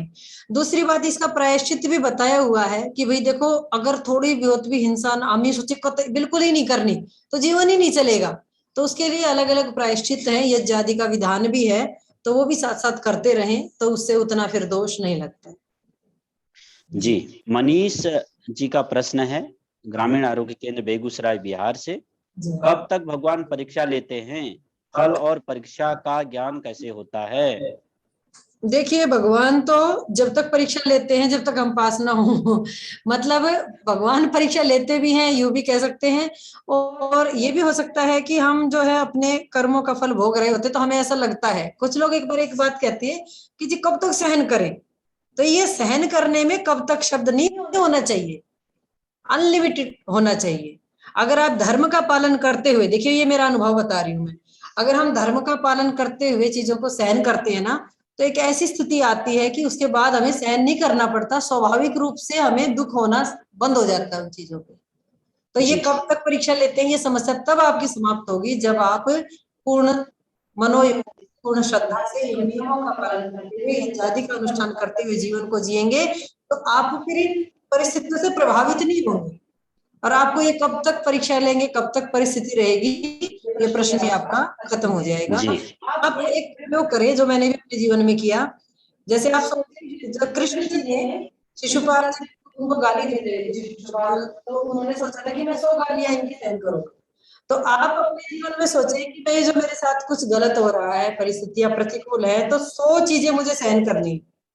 आप देखना, मेरा भी अनुभव है, आप 100 तक पहुंचेंगे नहीं, उससे पहले आपके अंदर बहुत भगवान सामर्थ्य बढ़ा देगा। पर ईमानदारी से जीवन जीना है, ये शर्त है उसमें। आप बिल्कुल पूर्ण निष्ठा से, पूर्ण ईमानदारी से, पूर्ण पवित्रता से, बिना किसी का अहित करे, अहित सोचे आप जीवन जिए, तो आपको भगवान उस परिस्थिति भी आपको चेंज करेगा और आपको सामर्थ्य और शक्ति देगा उसको। भुवनेश अरोड़ा जी का प्रश्न है, लोग कहते हैं कि कोई काम के लिए ये दिन शुभ है, कोई कहता है ये दिन शुभ है, मंगलवार को मांस नहीं खाएंगे। जी जी जी, ये व्यवस्था क्या बना दी है? योग दर्शन में इसका उत्तर महर्षि पतंजलि जी ने दिया है, सार्वभौमा महाव्रतम। ये जो हिंसा न करना, ये सार्वभौमिक महाव्रत है, जाति देश काल समय अनवच्छिन्ना। ये कहते हैं इसमें कोई जाति का बंधन नहीं होना चाहिए, देश का काल का नहीं होना चाहिए कि सोमवार को खा सकते, मंगल को नहीं खा सकते, बुध को खा सकते, बृहस्पति को नहीं खा सकते। आप जिस दिन खाएंगे पाप के भागी होंगे।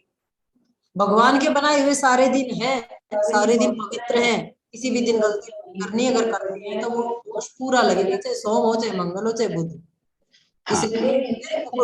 भारती निकम जी का प्रश्न आया है कर्नाटक से। इनका कहना है कि अगर कण कण में भगवान है, मनुष्य के अंदर भी भगवान है, तो ये बुराइयां क्यों हैं? सब जगह तो भगवान है, भगवान कर रहा है।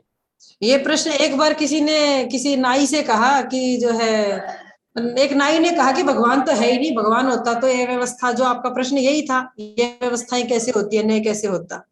तो किसी विद्वान ने कुछ दिन बाद उससे कहा कि हमारे गांव में तो नाई नहीं है, नाई समझते ना बाल काटने वाला। तो उसने कहा कैसे नाई नहीं है, मैं तो नाई हूँ। तो बोले नाई होता तो इतने लोग अपने बाल बड़े बड़े करे घूम रहे हैं, इनके बाल ऐसे व्यवस्थित क्यों होते? बोले ये लोग आते ही नहीं मेरे पास बाल कटवाने। बोले ऐसे ही जैसे तेरे पास नहीं आते, इसे भगवान के पास भी नहीं जाते। भगवान से हमारी दूरी स्थान की नहीं है, ज्ञान की दूरी है। तो ज्ञान की दूरी को दूर करना है, हमारे अंदर अज्ञान है, अज्ञान है, उसको हटाएं तो भगवान के समीप हो जाएंगे, नहीं तो समीप रहते हुए भी उसके समीप तद दूरे तदंति के। पंकज जी, तो ये बहुत लोग तो जुड़े हैं बहन जी, छोड़ ही नहीं रहे हैं। सारे पूरे देश विदेशों से भी लोग जुड़े हैं और पूरी तन्मयता से आपके सम्मुख प्रश्न रखे हैं। पूर्व के कर्मों को कैसे नहीं काट सकते क्या? हाँ, ये कह रहे कि पूर्व के जो कर्म है कटेंगे नहीं क्या?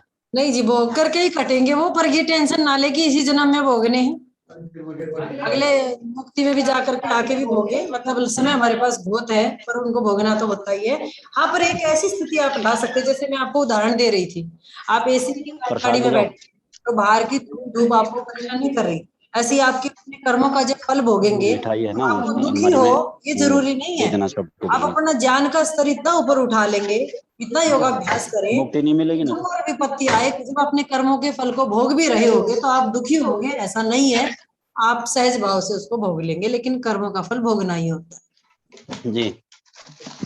इसको चूरा बना दीजिए।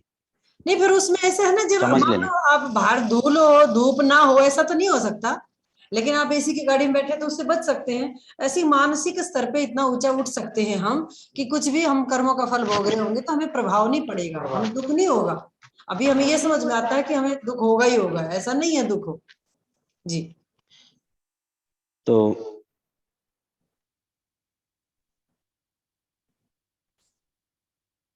ये करें, कुछ और सेशन होने चाहिए करें। ठीक है, और कर लेंगे जी, और कर लेंगे आपके लिए सेशन।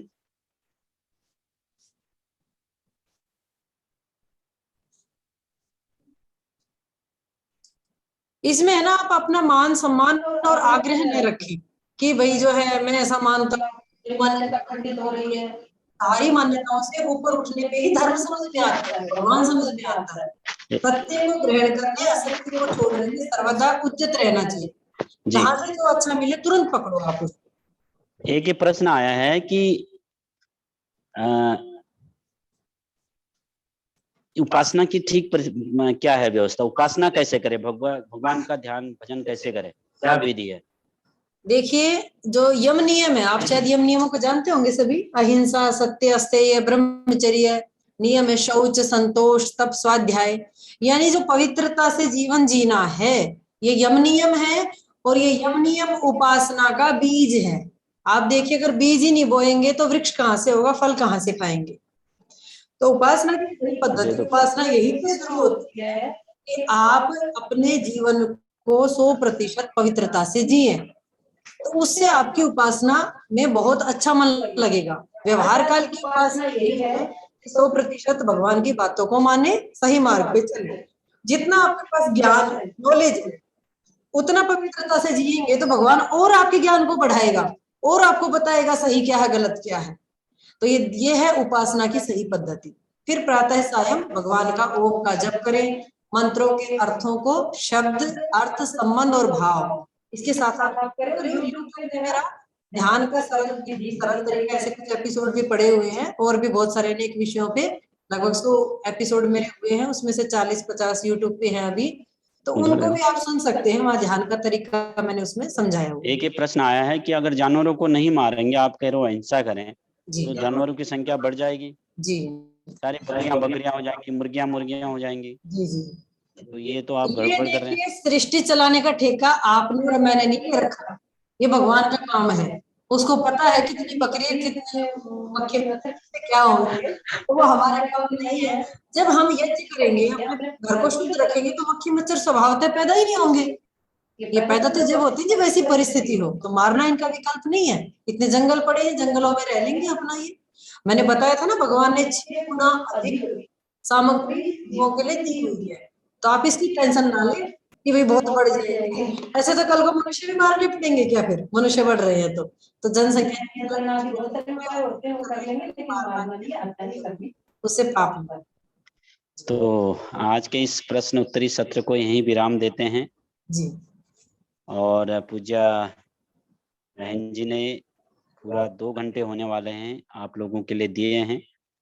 तो ये मुझे लगता है तर्क का विषय कम है और जीने का विषय ज्यादा है, जो भी बहन जी ने बताया है।